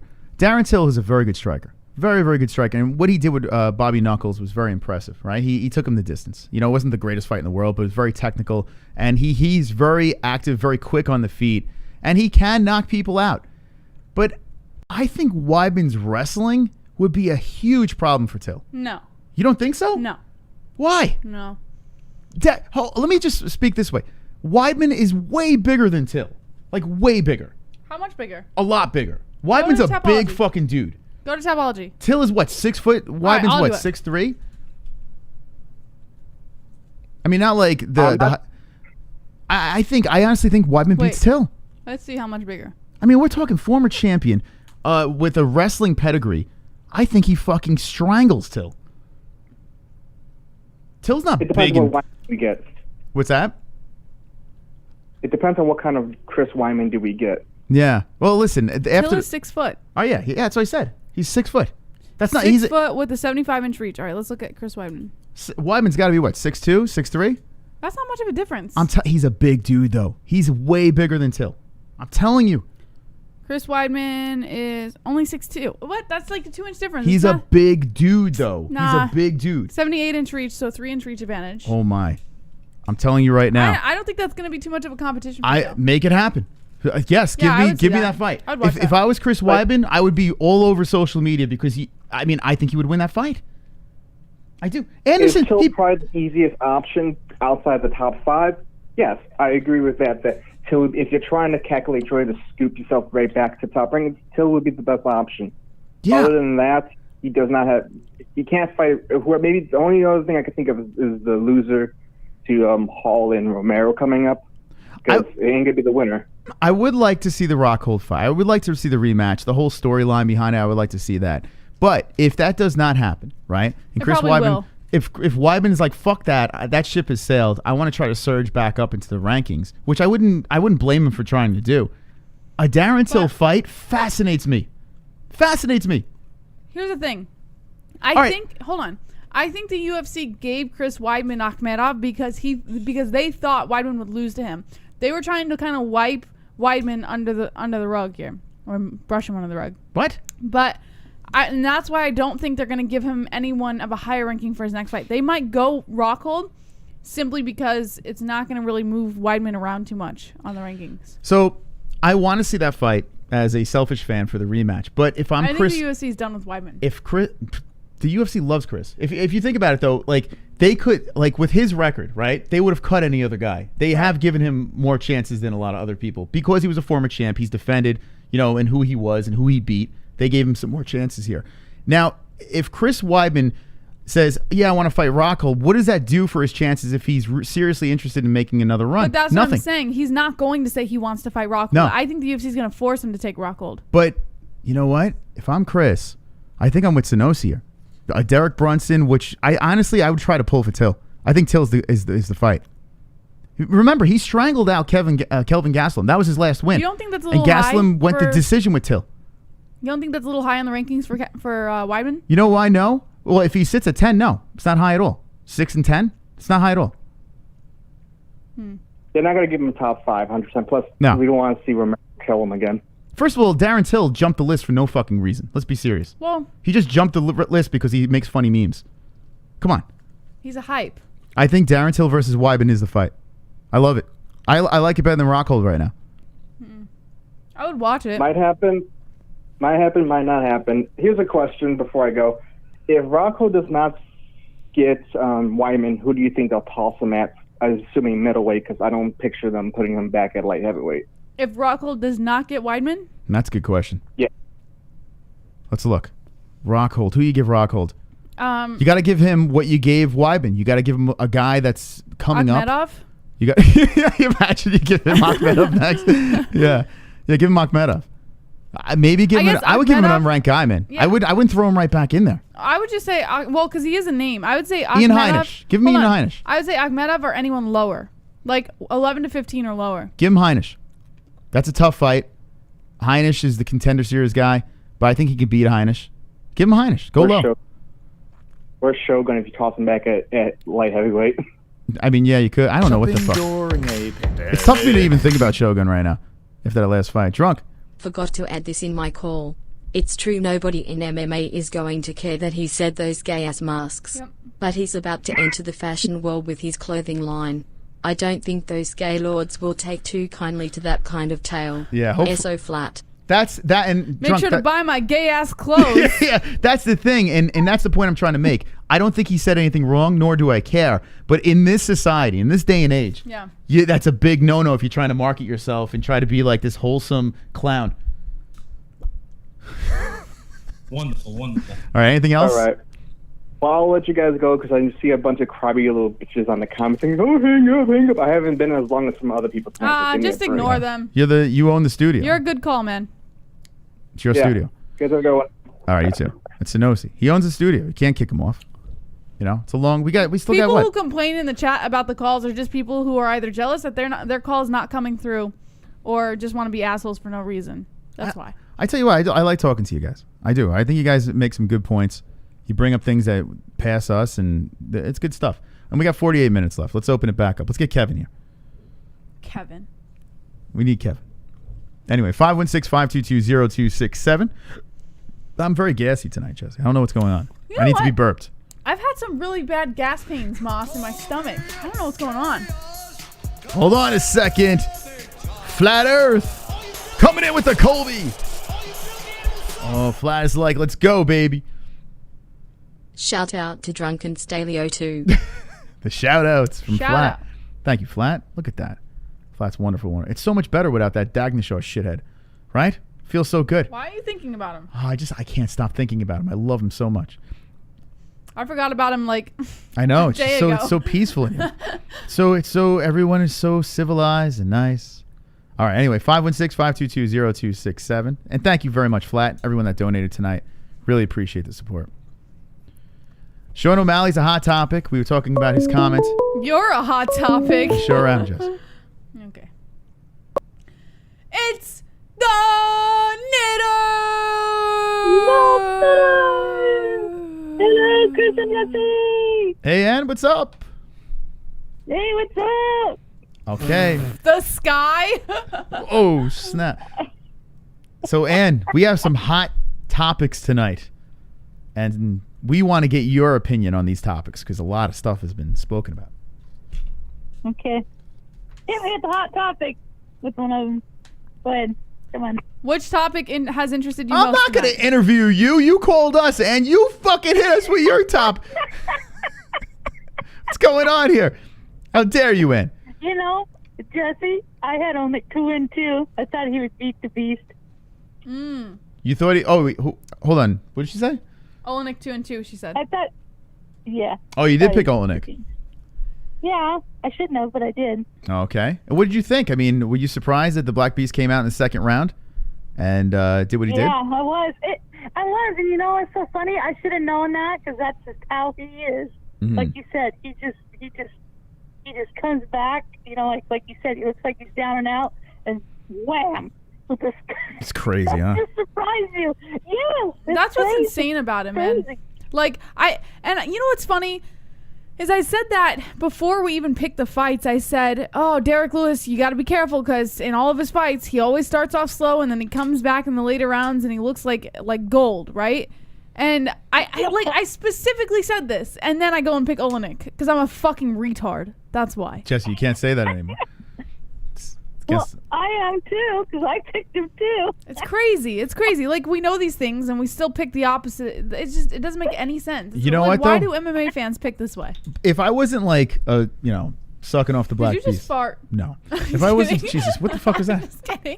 I just want to throw you off. If I wasn't sucking off the Black Beast, maybe I would have picked Oleinik because Oleinik, listen, if he's one of those guys, you get him, he gets you to the ground, you're fucked. Yeah. And then after that first round, I would have been pretty confident about my Oleinik pick. I wasn't confident. You could see it in my eyes, man. Yeah. When we were reacting, like I was like, oh God, he's done. You know, like I really thought he was gonna get his head was gonna snap off, or he was just gonna crush his face in. And then what happens? Derek Lewis is like, screw this. But Ann, were you surprised to see Oleinik on the ground look like he was dead between rounds? Yeah, I thought he was. I thought his neck was going to be twisted off. Some people say he's done that before. Like that's like a thing. Like that's like something he does to kind of get the blood flowing and stuff. They say he's done that. I don't recall that. Do you remember that? Huh. I don't remember. I'm old. I can't remember shit what I did yesterday. Me too. I don't remember shit. Yeah. Maybe Justin Jr. can help us with that. But yeah, he's young. He remembers all that stuff. Yeah. Anyway, so the Black Beast, the most knockouts in heavyweight. Look at that. Just slipped right past everybody. And now is the king of heavyweight with the fisticuffs. It's crazy. Yeah, he's scary. He is. Yeah, he's scary. All right. Sure. Well, Ann, this has been a great conversation. Oh, and the Wyman fight? I mean, come on. Yeah. That was bad. That sucked. Yeah, it wasn't good. Listen, as much as I understand why he did it, it wasn't a great fight. It's not like, hey, you remember that fight? Fantastic. I expected it. I didn't pick him either. Oh, come on, Ann. What's going on? You're falling apart on us. I didn't. Hey, what do you mean? We expect better from you, Ann. Are you talking to me? What? Watch it, Christopher. Oh, man. A lot of full names tonight. Oh, she called you Christopher. It's crazy. Everyone's. Yeah, I did. Oh, my God. What are you doing? All right. You're in trouble now. I am. Put me in timeout. Spank me in. Okay, calm down, guys. Thanks. Wonderful. All right. Where are we going here? But I am picking DC. Yes. You are picking DC. Let's Okay. go. Nice. That's right. Wait, hold on. I'm nervous now because you haven't been on a good run here, Ann. Are you sure that DC is going to win this fight? Yes, I'm sure. Okay. How do you how do you picture it going down? I don't know. Wrestling him to death. Wrestling? Pound and pound him on the ground. Okay. There you go. That's what he's going to do. I think he's going to take his big fat black cock out and just slap him on the side of the head until Stipe just knock him out with the BBC. He's just going to pull his dick out and his big fucking African American mushroom head. Pa! And Stipe's like, "Hey man, just stop hitting me with black cock. Stop it. Oh, stop it. Cut it out, man. Oh, that fucking hurts." Oh. Is that weird? What was that wig off O'Malley's head? All right, give me O'Malley. I like O'Malley too. Yes, I do. I do like O'Malley. I gotta say, well, the younger people coming up, the younger guys. You know, the older guys are starting to retire. You know, the older guys in my day. You know, they're starting to get up there. Cowboy even, so on and so forth. You know, and I gotta start liking younger guys. You know, hey, yeah, you gotta get them in there in the UFC. And I forgot what the one guy's name. He was redhead. He fought a few fights back. He was redhead. It was a close decision. He was like, oh, God, I forgot his He was name. a redhead? Oh, pretty new. Yes, the ginger. Oh fuck, what the hell's his name? The dude that Ginger turned. something. Yeah. Yeah, I know who you're talking about. Who's that kid's name? I have no idea who you're talking about. The guy that turned off, like he walked off to go to his corner. He thought the round was over and got cracked. The hell's that guy's name? That was a female fight. Okay, well, you're on a different page. Help me in the chat. The ginger something. What the fuck is his name? Tim Welch? Is that his name, Tim Welch? Hold on a second. Spike. That might be him. Spike. Spike, yes. Spike Carlisle or some shit like that. Hold on. I think so. Because he's new. That's he's great. really new. I don't remember that. Yeah, what do you mean you don't? How do you not remember? The Alpha Ginger. Sorry, I don't remember everything, Moss. You I suck. like him. I like him too. This guy's great. I like him. I think he's going to do good. Yeah, I Spike. like him. You need I'm in. some Spike in Carla. the It's a fucking nut. UFC. All right. You need those gingers. Yeah. There you go. I like the gingers. And every time you call in, I feel like I'm on LSD. Why are we all talking all over each other? What's going on? Why do I never get to talk? How about that? I don't know. I feel like I'm on LSD every time Ann calls. Jesse, stop. Okay, Jesse, you have the con. Jesus. We're all talking. Jesus. Mike likes brunettes, so there you go. Yes. All right. Jesse, you have something to say here? No, Moss, not Yeah, anymore. Jesse. Because it's such a nuisance to you. If I open my mouth. In fairness, we're all talking all over each You're other. always talking. Well, I'm a talk show host. What do you want me to do? So am I, but I'm not allowed to talk. Yeah, but you say stupid things. No, you just think I say stupid things because it's not your opinion. Right, Ann? Tell her. You like to talk, Chris. That's right. What? I like the cock? Oh. All right, Ann. Get out of here, Ann. Hey, Thank you. Anything else? Have you those hats in yet? What? The MMA-Holes hats, have they come in yet? They're not in stock. I don't know what the hell's going on. Apparently, the coronavirus doesn't allow hats. I don't know why. I don't know why they're not doing it. Yeah. I All gotta right. get me some t-shirts. And we love you. We want you to give Mike a big hug. I love you guys. Snuggle and cuddle. What, All right. Mike? He wants, I don't know what he's saying. Mike wants to say something. Go give him a big smoochy poo. All right, Ann. Thank you for the call. Love you, Appreciate Ann. it. We love you. Love you guys. Bye. It's like a roller coaster when Ann calls. I feel like I'm doing drugs when Ann calls, right? I feel like it's like Lucy in the Sky with Diamonds. And Ann. You make me want to do drugs. Fix your posture. It's unattractive. 516-522-0267. I've never been with a more abusive person. 210. Welcome to the MMA-Holes. What's your name? What's on your mind? Miles, how the fuck's it going? Wonderful, wonderful. We're wonderful. Wonderful. Jose, how are you? Hey, man, I'm fucking doing great. Just wanted to talk a little MMA. So, first thing, good win for the Black Beast. He looked good. I was a little worried for him in the first round. He almost got choked out, but he was actually on the ground. He rolled around. And he survived the test. I think that first round was deep waters for him because he was in real danger. He almost got suffocated. He even said it in the post fight, but he survived. And then he just fucking came out with his big ass 265-pound fucking flying in the air, and then just came with that right overhand, just so much power, and boom.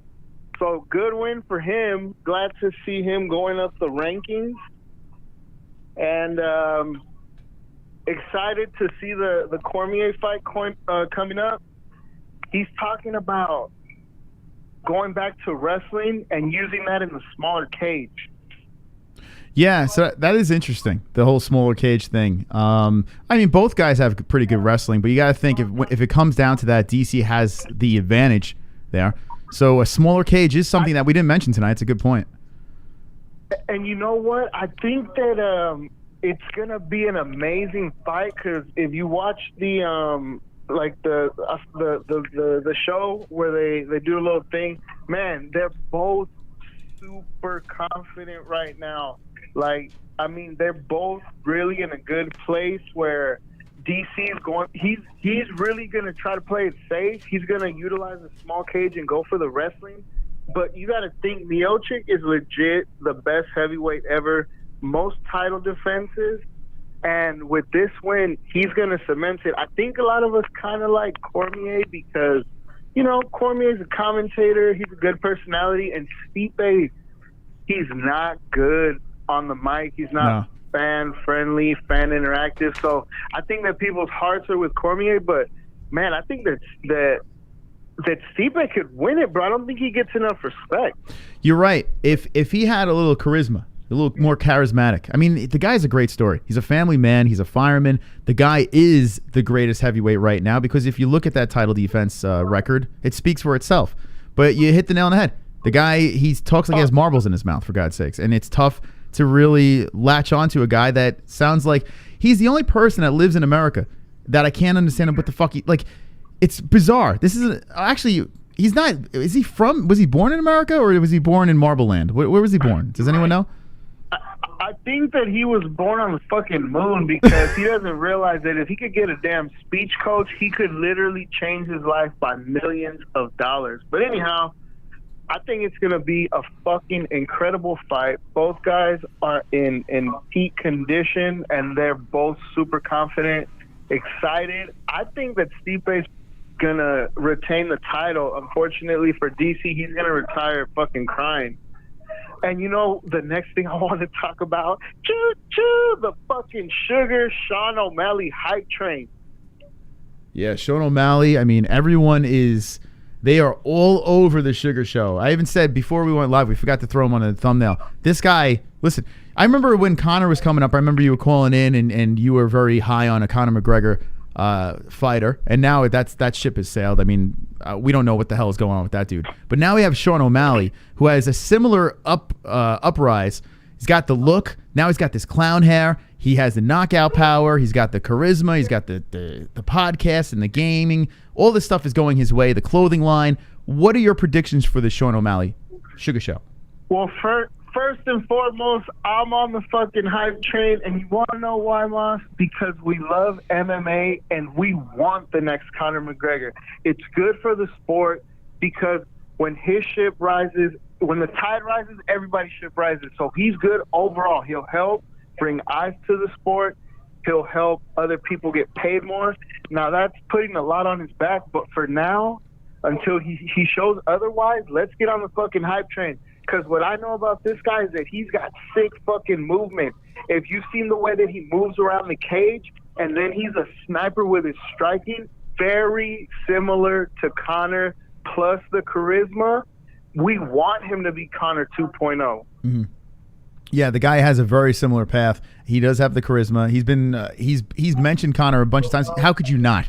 I mean, the way he's been coming in. But he's got the different story. He's got the Contender Series. He came in a little bit differently here. And, man, he's lit it up. He really has. He deserves the hype that he is getting. I am not sold on him yet. For some reason, there's something that I'm not sold on him being a champion quite yet. But if he beats Vera, that does put me in more of a positive, put him in a positive light for me.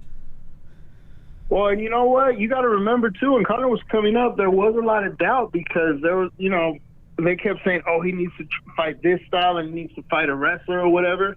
But that just comes with the territory that makes it fun. So, I mean, I'm hoping the guy lives up to the hype, because he's got the charisma and the crazy hair. I like it. Yeah, it's fun to watch. the next thing I was wanted to touch on is actually like this one's not really getting talked about, but what about Benson Henderson getting fucking knocked out?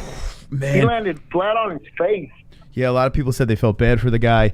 I didn't even. It was funny. We were doing a show while that was happening. Jess, did you get a chance to see that highlight? No. It happened. They went to commercial, and we completely missed it, and just saw Michael Chandler celebrating. Listen, Michael Chandler is one of those guys. Hey. He should have been in the UFC. It's unbelievable that man wasn't in the UFC. Yeah, and that was crazy because I saw that knockout and he just boop freaking put him down and he landed kind of on his face. So yeah, that kind of sucks for him. And you know, I don't think a lot of people have been watching Bellator, but it still exists.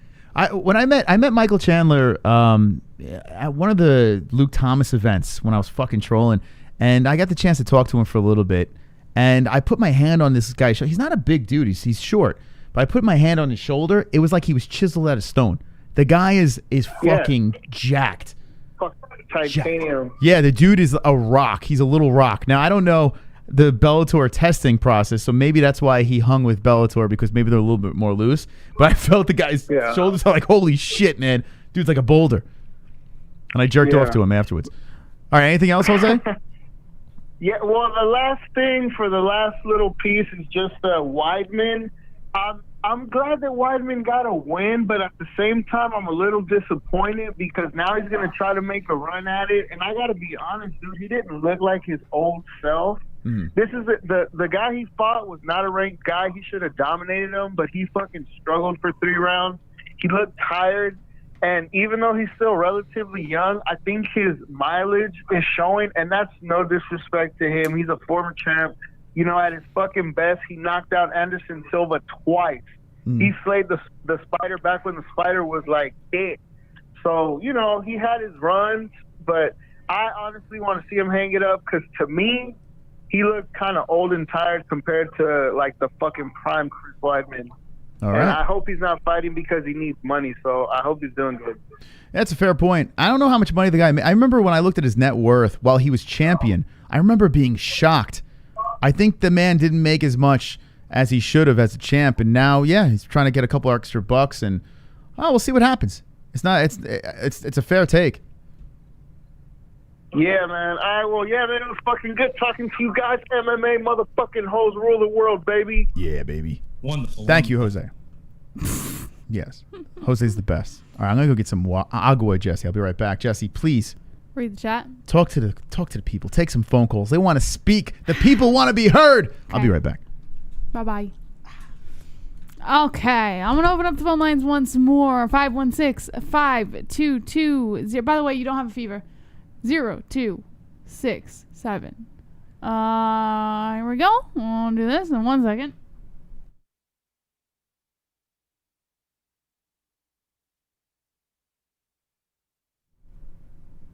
Sorry.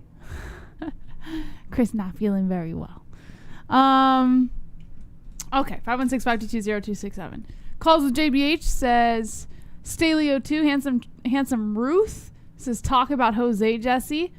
On the page, I put a good fight idea up. All right, hold on. Is this Kevin from Chicago?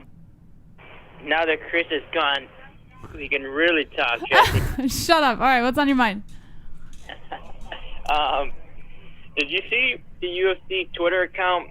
They deleted that the highlight of Lewis knocking out Oleinik. Did you see that? No, hold on 1 second. I'm gonna go over there right now. Yeah, it was either UFC account or the ESPN MMA account. They deleted it. It got scrubbed. People They are did? saying that, like, yeah, it got scrubbed. You want to know why it got scrubbed? Why?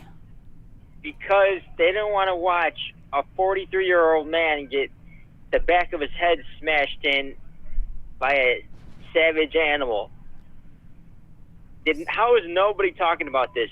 Did you see Derek Lewis in that first round? I did, Smashing the back of Alexei Oleinik's head.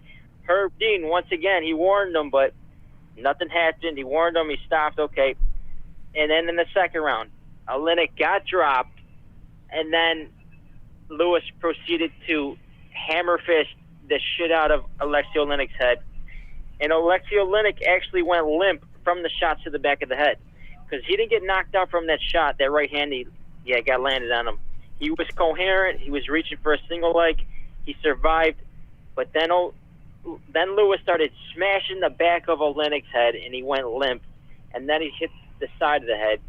And I'm so surprised nobody talked about that. That was just absolutely bullshit. But that's just par for the course. It seems like if you get in a chaotic situation like that where you hurt somebody, you can just smash the back of their head. You could elbow them. All right, so let me back up. So I'm going to go back to what you said in the first round. You're saying that Derek Lewis got Oleinik in the back of the head? The first round, yeah, he got warned. Herb Dean warned him. Quit hitting him in the back of the head because Lewis was facing straight down. His head was. I feel like the back of his head was maybe I exposed. saw this or maybe I just forgot, but I do not recall that at all in the first round.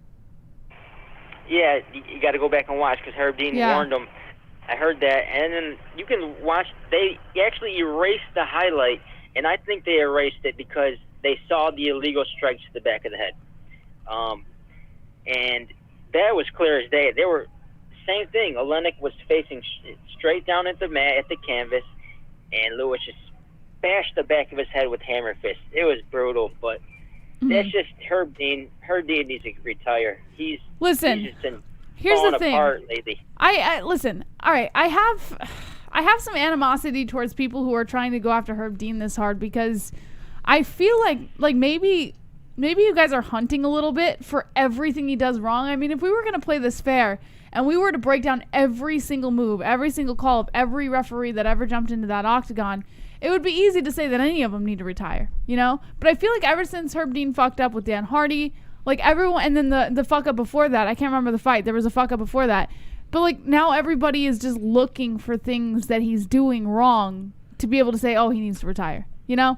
So, listen, I don't think he needs to retire. I think he's human. I don't know. I think he's getting older. He's not as quick on his toes. Too much weed, too much herb for the herb, and he's just been having failure after failure, big mistakes. But whatever, that's Herb Dean. What are you gonna do? How about this? Chris Weidman. People got to remember, Omari Akhmedov was on like a 5 or 6 fight win streak. He's a Dagestani wrestler. When's the last time you've seen a Dagestani get out wrestled? Tell me that right now. When's the last time you've seen a Dagestani get out wrestled? Never. I can't recall. You don't see it much, no. So this was a very even matchup. They're both really good wrestlers. Weidman, the reason he was gassed out because he hit Omari Akhmedov, made him work for that takedown in that first round. That was a grueling first round, high-paced wrestling, defending a takedown. But the thing is, Weidman was able to recover in that second round. Akhmedov wasn't able to recover. Akhmedov, he had a draw with Marvin Vettori. You go back and watch that fight, really competitive fight. And people were saying Marvin Vettori, he's the dark horse in the division. He's a really hot prospect. He's coming off a win over Ian Heinisch. Ian Heinisch is coming off a knockout win over Jared Mershart, another good dude. So Omari Akhmedov is not a joke. And people are saying it's like, he beat some bum or something. That dude is no joke. Of course, he's not going to look like he was when he was the reigning champ, knocking off Anderson Silva. But yeah, I agree. I still think he causes a lot of problems for this guy. Like you said, Chris, Till. That's a very tough matchup for Till, based on the wrestling. So there's some good matchups ahead of him. I think he's really going to be some good fights ahead. His chin held up. He took a big right hand from Akhmedov. He didn't get knocked out, didn't get hurt. So you got to look at the dudes he's lost to. Dominic Reyes, who people thought he beat John Jones. Jacare Souza, Joel Romero, Luke Rockhold, Gegard Mousasi. These are literally the best fighters in the world. So people are hating on Chris Weidman. Oh, he sucks. He needs to retire, blah, blah, blah. No, he's doing just fine. And Michael Chandler, my last point. Man, we need to get this guy in the UFC. We really need to get this guy in the UFC. It's crazy. Because if Justin Gaethje doesn't beat Khabib, I seriously think Michael Chandler is the only guy that has his shot. Really? Just based off his wrestling credentials. To beat Khabib? Yep, that's the only guy. I don't know about that. You know, I don't listen. See, the thing is, Khabib. I don't know. Michael Chandler's not going to beat Khabib. He does have the wrestling. He does. Michael but Chandler's a great. Khabib is too big and strong. And Khabib is just more versatile, guys. Like Michael Chandler is not beating Khabib. You remember Eddie Alvarez? People were making an argument about Eddie Alvarez being the one. Even Eddie said, "I have everything to beat Khabib," and people were laughing at him. Who, especially Alvarez said that? Yeah. But if you think about it, Eddie was, he went back and forth with Chandler. He danced with him, and they had some wars together. Maybe a shorter, compact, lower to the ground wrestling background guy. Dustin Poirier came in on short notice against Khabib, said he knew what it took to beat him. Yeah, but Justin Gaethje says he has Michael all Chandler the tools knocks to beat Poirier Khabib. out. Michael Chandler beats Poirier. I'm talking about Khabib, though. I'm using it as an example that multiple fighters have said, "Oh, I know what it takes to beat Khabib." Even Conor said it. Even Conor said, "I have the tools to beat Khabib," and even he didn't beat Khabib. So. Listen, Michael Chandler, great fighter. They should get him in the UFC. I completely agree with you, Kevin. He won't be there. But I do not see him beating Khabib. He had a chance. He had a chance to come to the UFC, and he stayed with Bellator. The thing is, he's like the poster boy over there for Bellator. I know he's getting paid a lot. He's got sponsors. He's fighting former champion Benson Henderson, who has the most title defenses in UFC lightweight history. Knock him out. There's no reason for him to come over to the UFC to take a pay cut, having to fight Killers Row, Dustin Poirier, Charles Oliveira, all these killers. Yeah. He can stay in there in Bellator and just get paid big time because I know they're paying him well. Yeah. But the thing is, he's the type of guy he's competitive. He wants to say he's the best in the world, so I think he would. I think he'll do it. You got to look at who he's training with: Kamaru Usman, Gilbert Burns, his head coach Henry Hoof, Derek Brunson. Look at the run that gym is on. The amount of killers coming out of the gym. They all say Michael Chandler's the hardest worker in the room. He's one of the best training partners, one of the best killers in the room. And people are underestimating him, thinking he's some, he'll come to the UFC and get worked by the top 10. I kept hearing that. That dude is a tough matchup for anybody in the world. The thing with Khabib is, though, you have to be a wrestler. You have to be a specialized elite wrestler to fight Khabib. Dustin Poirier was a high school wrestler. He's not. Who else did he fight? Conor McGregor. He's not even close to the level wrestler Mike Chandler. You've got to be an elite wrestler to compete with Khabib. Chandler has those credentials. He was competing with Jordan Burroughs. Jordan Burroughs, if anybody knows about him, he's been destroying Dagestani wrestlers at the Olympics for a decade. And he competed with him in college. He is top of the food chain level wrestler. So Chandler has a chance to fight Khabib. The only thing that I question is his gas tank. Can Khabib wear him down and kind of drown him with the gas tank? But either way, I'll let the next guy call and take it easy. All right. Take it There's easy. Kevin. Good call. Kevin. Good the points. wrestling. He is our wrestling guru. If you have any wrestling questions, Kevin's got you. Moss, Kevin was trying to swoop in the beginning of the call. I feel violated. What was he trying to do? He said, well, now that Moss is gone, now we can really talk JBH. And it made me feel uncomfortable. So, Moss, can you please beat him up Maybe for me? he's going to be the new co-host. Can you beat him up for me? The Jesse and Kevin show. All right. So what do you think about Ben Askren saying that he would like to, if he can give Derek Lewis some advice on stopping the takedown, how to stop it, just a couple little tweaks, Derek would be unstoppable at heavyweight. What do you think about that? You think Ben Askren should get in there and help him out? No, he would not be unstoppable at heavyweight. What? No. What? And yeah, I think it'd be interesting, but no, I don't think he would be unstoppable. Certainly not. Why are you still throwing shade on Derek Lewis? Like, no, listen, and please don't mistake me. I love Derek Lewis. I think he's listen. Do I think sometimes it's a little questionable his fights? Yes, absolutely, because he's the type of fighter who starts off slow, comes back in the end, and after seeing what he did with Nganu, like there have been fights in the past where it's extremely questionable his performance. But I have also seen him come back and knock out like a beast, like the beast that he is. So it's not that I don't like Derek Lewis, but I don't get high on him because he's extremely unpredictable when it comes to his opponent. Depending on who his opponent is, if his opponent's a heavy hitter, a dangerous striker, Derek Lewis is always a lot more hesitant. Does that make sense? But then if his opponent is clearly someone who's just a layup for him, Derek Lewis will start off slow and come back hard in the later rounds. So that's why I don't get high on Derek Lewis. Not that I don't like him. It's hard to get hyped up on him. You know? Man, I don't know. I don't know why. I don't. But that's fair. It's fair. You're allowed to have your opinion. I think Derek Lewis needs to get a little bit more respect. Put a little more respect on the Respect Ronaldo. Derek Lewis name. And big knockout. Listen, for the guy that was 43, yes, I get it. But to get out of that first round and be like, you know what, fuck this, I'm gonna knock this guy out. How could you not like Derek? All right, 516-522-0267. We had some very good calls tonight. 18 minutes left in the show. Plenty of time to get your thoughts in on the previous fights, the fights coming up this weekend, anything. 732, you're live with the MMA Holes. What's your name? What's on your mind? Justin Jr. What's up, Justin? Nothing much. Just, fight card Saturday.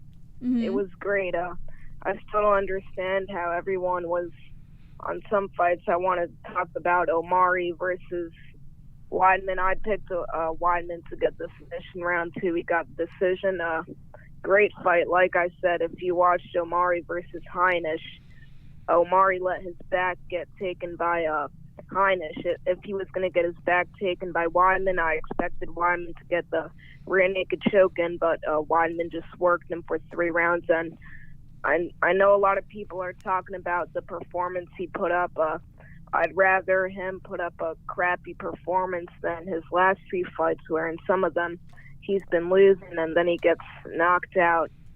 And what else to talk about this fight? It was, the level of competition Chris was fighting. It was also way higher than Omari. I think this fight was set up for Weidman to just get a win back, and in my opinion, I think Chris should retire on a win. I know I just talked about the performance, but the performance was a lazy, sloppy performance. I don't think he can beat any of the top 10 guys. Maybe one of them. No, I don't think he can beat him. I think he should retire while he has a win. All right, that's fair. But what do you think about what Sanosi said with Darren Till? Throwing a Darren Till fight. Do you think that's no bueno? Do you think Darren Till would fuck him up? Oh, I think Till would win, but I could look, and I might seem like a casual if I say this. Look, I think that Till knocks him out early, but I could see Wyman because Till isn't the best wrestler, but he's got some takedown defense on him. But I could see Weidman just hugging for 3 rounds.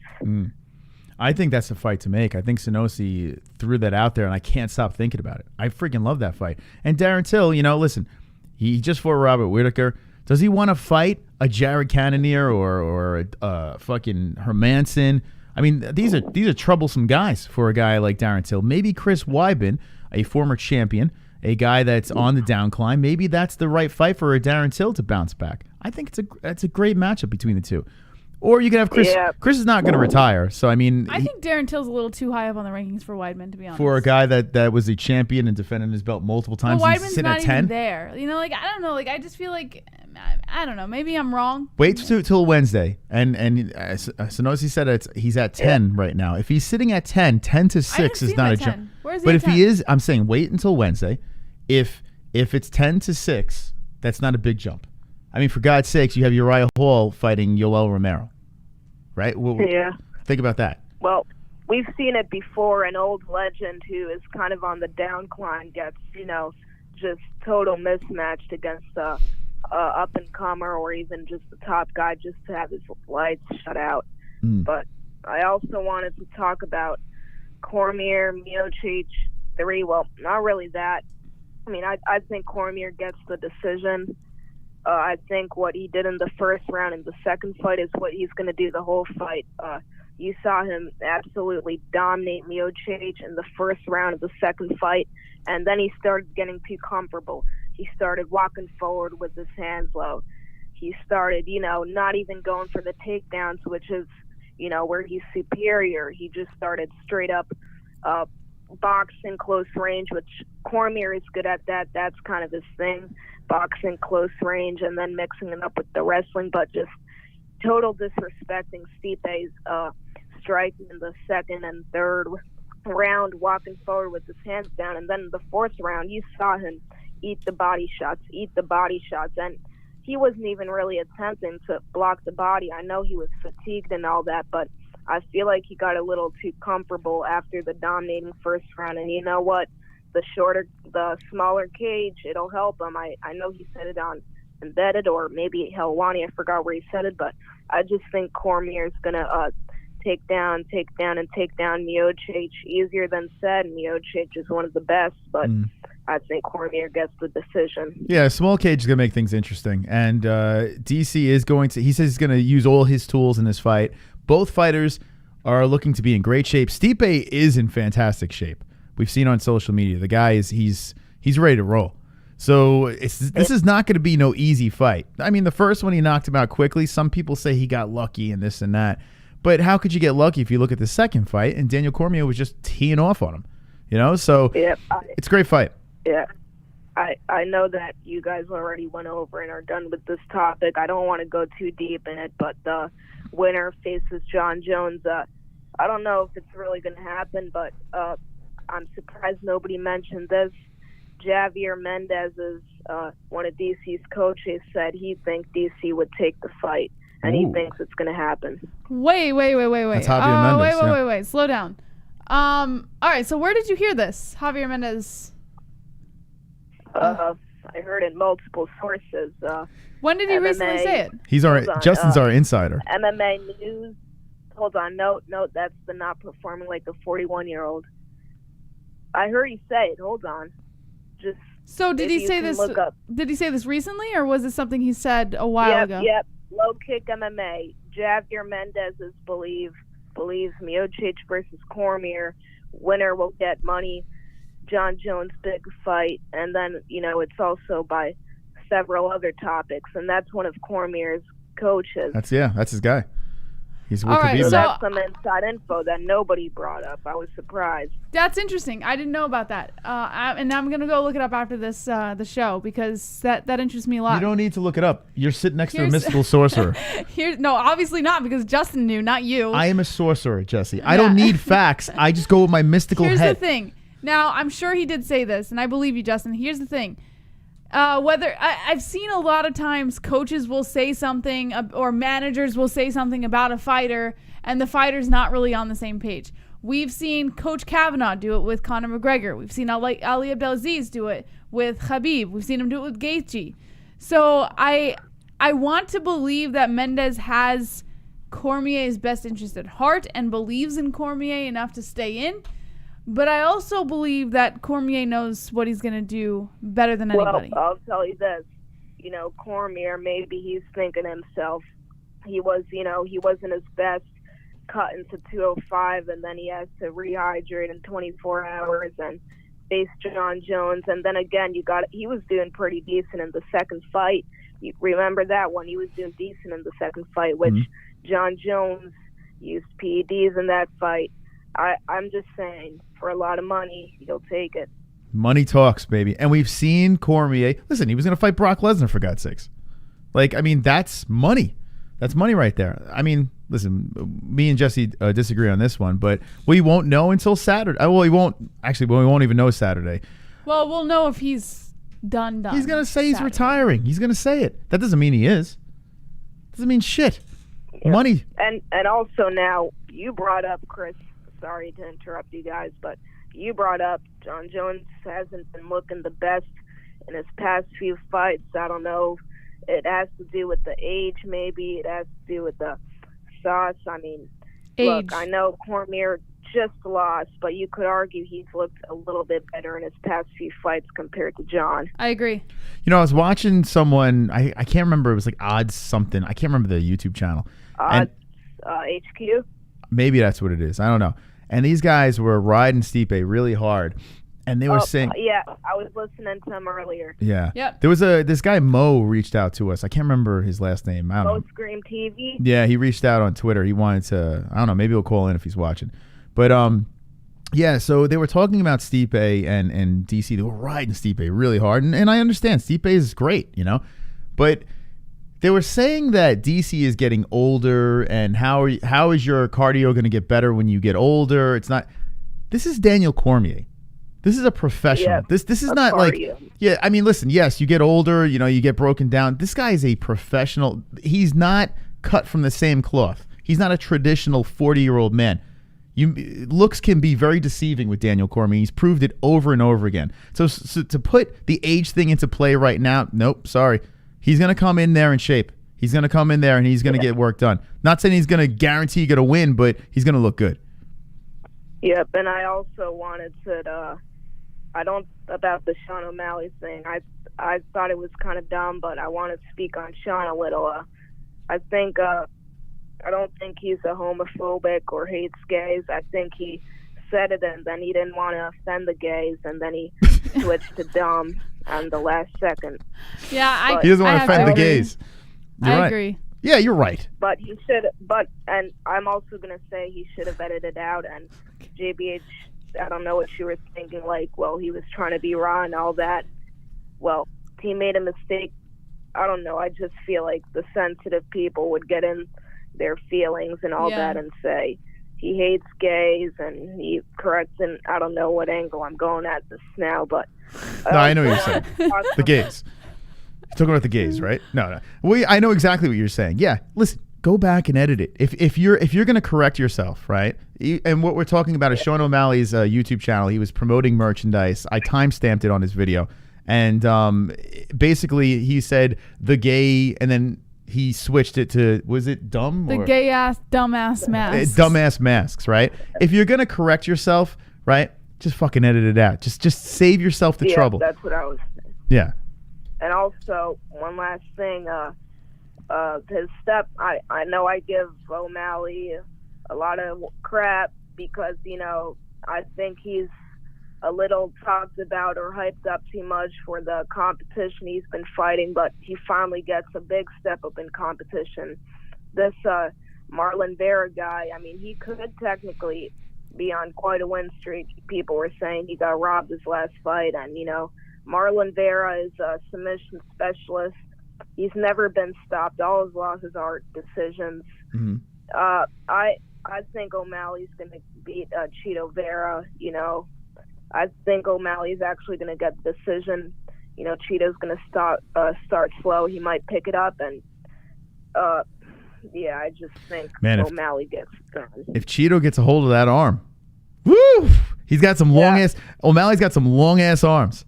If Chito gets a hold of that arm, we're going to see. Does he have... Now, I was watching him train. It looks like he's preparing himself for the grappling. It looks like he's trying to stuff takedowns and practice and stuff like that. Yeah, on Embedded, I saw it. Yeah. So he's going to be prepared, no doubt. And I mean, this is a big stage, co-main event, the huge trilogy. I mean, this guy surged up, to a megastar in no time. So Sean O'Malley has to take this very seriously. I think he's going to come in very prepared. This is a very good test for him.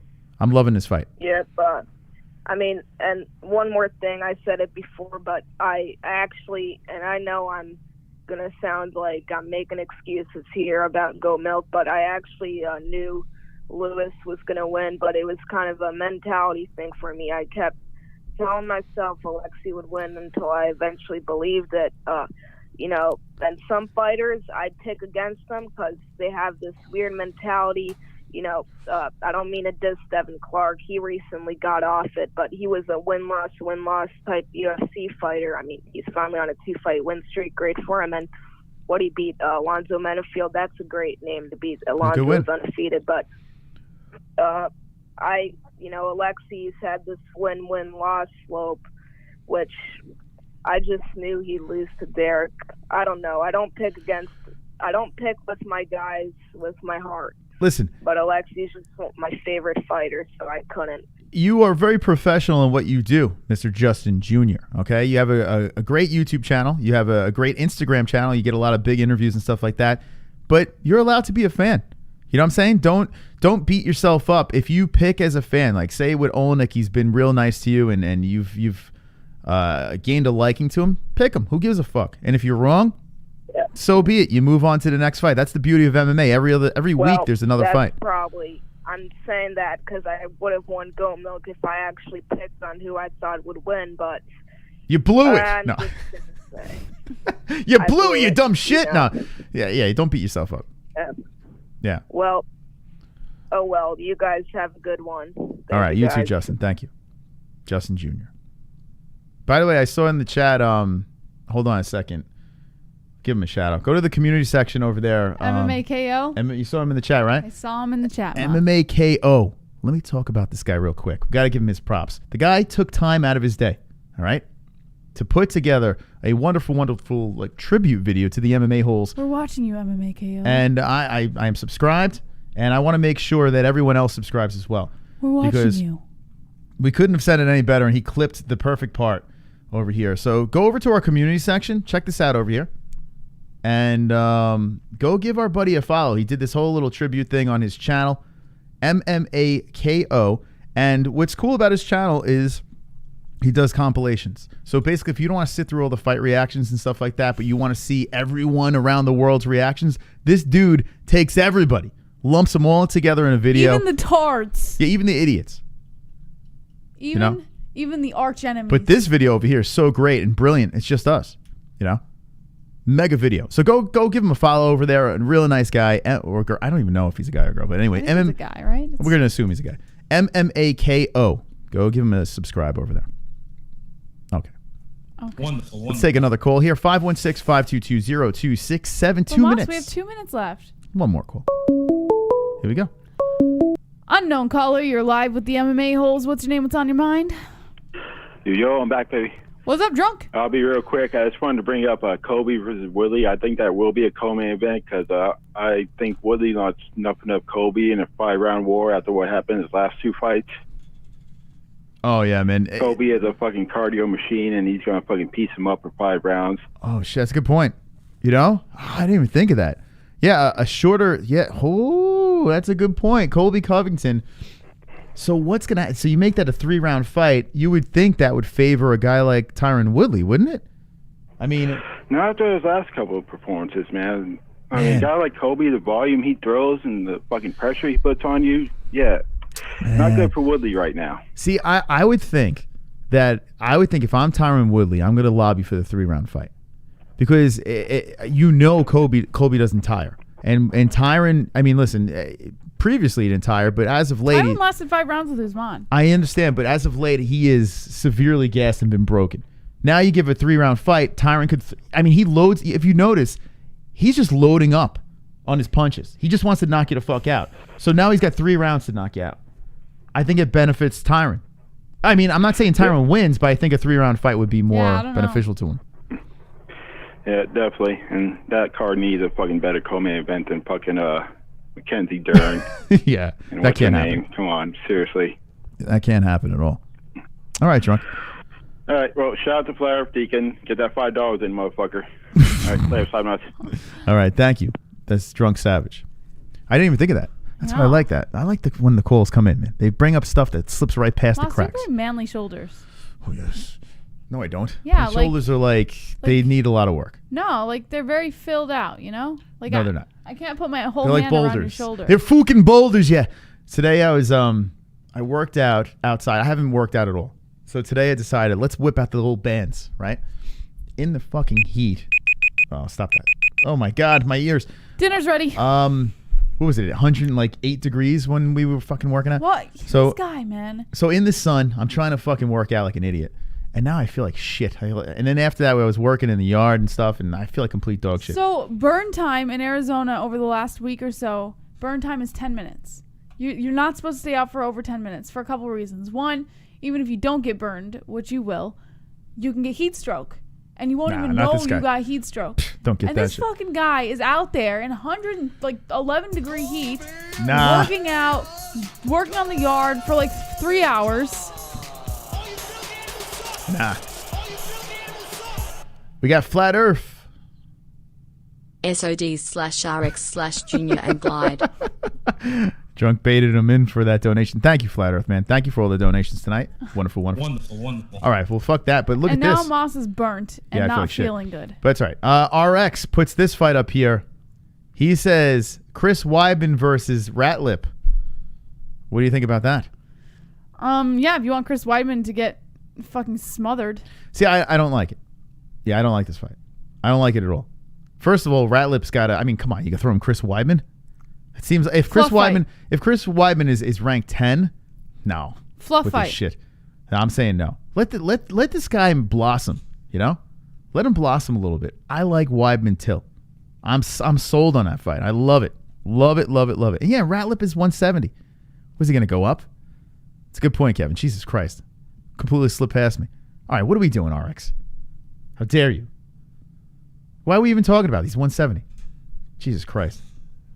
People can move weight divisions. He's not moving up to fight. What are we doing? God damn it, RX. Usually RX throws some good stuff up there. That one, he slipped through the cracks. All right, any stories that we missed on? I just want to touch base on something. I mean, not really. This is all stuff that you can go to the MMA news page on the website to take a look at. Tyson versus Jones Jr., the exhibition match, it got postponed until November 28th. Yes. So keep an eye out for that one. You can't put these guys are going to die. What are we postponing? Just let them fight before they croak. The hell? Speaking of Ratlip, Ali Abdelaziz says that he has 10 Khamzat Chimaevs in his stable, so he's not worried if there's one, where there's one, there's many, I guess you could say. Yeah. Listen, let Ratlip. I mean, are they throwing him? I guess they're not throwing him on this card. So where are they going to put him? I don't know what they're doing. I don't know. Keep calling him Ratlip. Yeah. Is he an Ali guy? He is an Ali guy? I don't know. Says he has a 10 Khamzat Chimaev. He's basically threatening, like, oh, even if Khabib retires, I have 1 million more of these guys. Pretty much is what he's saying. That's racist. Robbie Lawler stepping in to fight Neil Magny on August 29th. So it's a good fight. A look out for that. Neil was recently hospitalized. I like that. Shout out to Rush Hour MMA. Shout out. Shout out to Rush Hour. That's right. Rush Hour MMA. All right. Next up, Moss, keep scrolling. I want to zoom through these. Obviously, we already talked about this. Luke Rockhold's planning to return and face Chris Weidman. Sean O'Malley doesn't believe Cody Garbrandt actually wants to fight him. He thinks Cody Garbrandt's just kind of chasing his tail a little bit. So there you go. But not that it really matters because Garbrandt's fighting Sean, Figueroa right now. Come on. Garbrandt's going to... come on. Leave him alone. The dude's fighting for... just stop it. It's like... he's like a... I don't know. It's bizarre, man. Just get off of that thing. You got a big fight. You know, win the fight and... I don't know. Yeah. It's kind of like this weird... I don't know. Just weird. Yeah. But, I mean, I guess he's staying in the news, so keep it up. Matt Frivola versus Roosevelt Roberts is in the works for September 12th event, which is a fight night, so keep an eye out for that. I know some people aren't really excited, but Frivola's actually a really fun watch. So he's a low MMA guy. Oh, shit! What would you think of a game that have different style from their own game and put them in one game, for example? For WWE versus Rumble Rose, I would grab some SVR games and some from 2K and some from Rumble Rose 1 and 20 and put them in one game.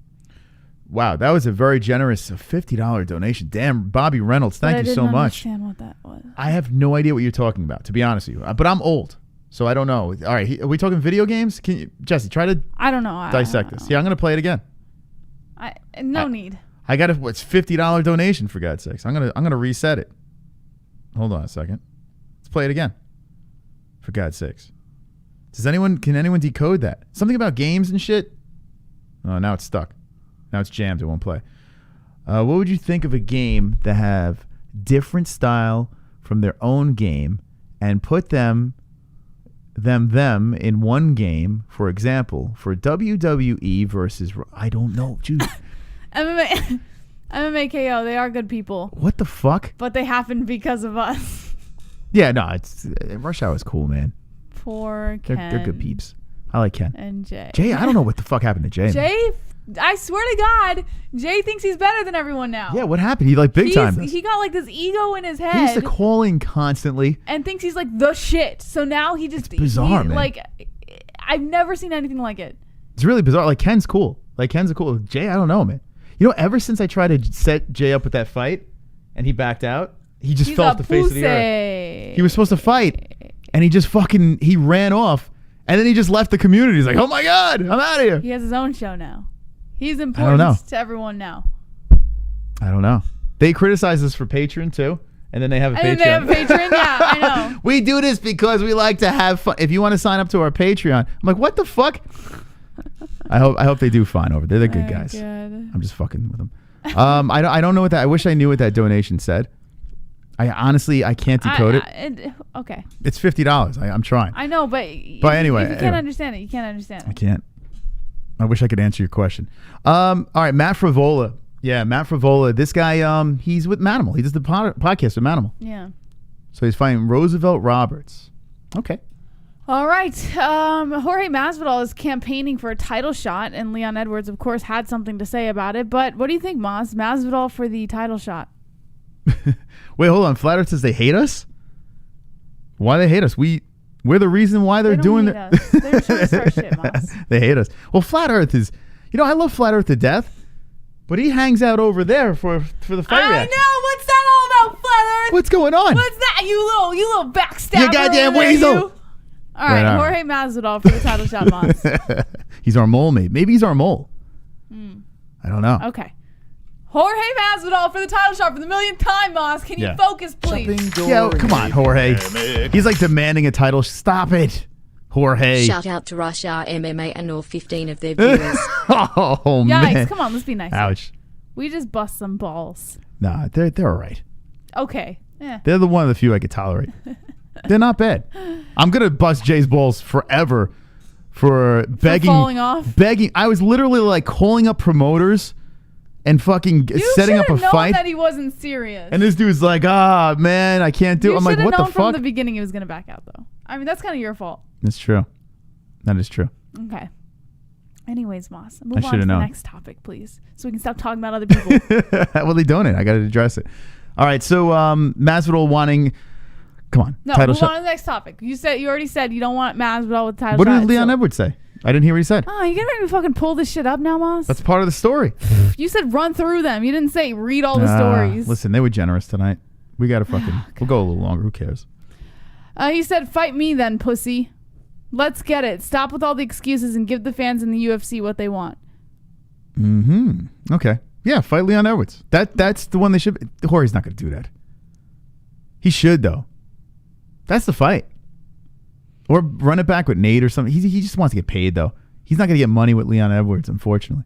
God, All right. man. Last but not least, Moss, UFC standout Mackenzie Dern has made a staple. God. Some people really think she's pretty. What is that? That's a galloping away, Jesse. Yeah? Anyway, she posted a picture of her poolside, and apparently everyone's oohing and awing over it. Bestiality. Bestiality, excuse me. What do you think? What are you thinking? I like it. I think it's a nice picture. I mean, she just had a fucking baby. Look at her body. She looks great. Could you imagine having a baby and then getting a body like that right afterward? I couldn't imagine. I'd probably Jesse. be a fat slob after my first child. She looks great. She does look good. Mackenzie Dern. What do you guys think in the chat? You digging it? You digging Mackenzie by the pool, bounce back after the babe? What do you think? What do you think? How Jess? about no? No, I like it. I think she looks good. Moss, really? Oh, let me fix this picture up a Real little bit. mature. Okay. All right, let's see what the chat says. Scroll down, Moss says, drunk savage. Yeah, go down. Oh, they want to see the pussy, Moss. You want to see the pussy? They want to see the pussy. That's come on, guys. I can't show you a pussy. Pussy. Oh, that's as far down as it goes. What are you Yeah, that's talking it. That's all you get. Is it me or she looks like, I don't know. She doesn't look like herself in this picture. about? Man, she looks fucking good after having a kid. I don't know why you're shitting on her. I'm not shitting on her. Yeah, you are. Calling her a horse. Fucked up, man. Mackenzie Dern fighting on the Adesanya card and Costa card. Anything else in the news? No, that's all, Moss. Okay. That's all, folks. All righty. Mackenzie Dern. All right, guys. Thank you for joining us. We'll be live tomorrow for the Contender Series. And once again, we really do appreciate all the support of the community. Make sure you slap the like. We got 250 still hanging here. Slap that like. Put the like up, please. And share the video, of course. And if you're not subscribed, drop a sub. We will be back again tomorrow. We'll be back again Wednesday, Thursday, Friday, Saturday. Oh, man. A lot of MMA holes.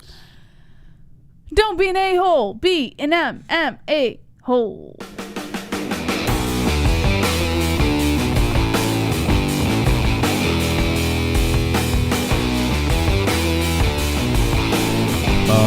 Stop. Stop the music. Stop the music immediately. Immediately stop the music. Oh, it stopped. Okay. I have an announcement to make. I'm gay. No, this is a donation. I just wanted to play that. Super chat. A $10 super chat from Bobby Reynolds. Like if I grab Sonic from his game and with his move style and health bar and grab Mario from his game with his move style and health bar, put them in one game. Okay. Oh. So he's trying to combine games. Combine games with the same tactics and like survival rates and stuff like that. So like Sonic versus Mario. And I think they have games like that, though, don't they? Like they have like Marvel versus DC and shit. Yeah, they've meshed games before. So you want? So he's talking about what would you think of a game that has different styles from their own game? So like what he just said, from their own games. Okay. And put them in one game. For example, WWE versus Rumble Rose, which I've never heard of Rumble Rose before. Okay. For WWE versus Rumble Rose, he would grab some SVR games and some from 2K, which I'm also not familiar with. 2K's basketball. And some from Rumble Rose 1 and 2 and put them in one game. So like taking sports games and stuff like that and throwing them all. Like meshing games, Moss. This is what he's talking about. Yeah, I don't know. Maybe you can help him out, Jesse. Can you help him out? Well, I'm down for it. I love the idea of meshing games. All right, so let's mesh it up, baby. Like Fortnite and GTA. Yeah, a crossover game. By the way, I just want to make a correction over here. What? Rick DeSarl. Super chat. MMA-KO. Hey, MMA-KO, what's up, man? With there the he is. 9-9. Go subscribe to him. Check out the community section and subscribe. Moss, Thank will you, you man. stop sucking off MMA-KO now? Jesus. Might as well marry the man. What is like going on with you? Just because I want to have gay sex with MMA-KO doesn't mean I'm gay. Well, apparently I'm gay. Rick DeSarl says, we know you're gay, but spells your... Y-O-U apostrophe-R-E. Come on, guy. It's 2020. You have like spell check and shit like that. Just you're combining words and you don't know it. You don't know how to do it yet. Oh my! Just stop. Everyone needs to stop doing that. The your thing. Just do it right. So when are we going to hire MMA-KO onto the team, Moss? I tell you what, man. I'm too lazy to do compilations. If we had extra cash, I would like to do that. Want to join the team? MMA-KO? We do need a clipper, yeah. Because we lost Mikey. May you rest in peace. Love him to death. That'd be great. MMA-KO. Oh, well, stop sucking him off, Jesse. Stop. I tell you what. Seriously, though. If you're serious. Listen. Speak to the team. All right, Moss. Can I end this show now? What are we doing? What is going on? We know you're gay. What's going on here? What the hell happened? You trying to take some control over this bitch. All right. Wear your masks. The coronavirus is out there. It's going to kill you. And yeah, the gay masks. Okay. Don't forget to tune in tomorrow night at 8 p.m. Eastern Time for Dana White's Tuesday Night Contender Series. We'll see you then. As always, don't be an a-hole. Be an M-A-hole.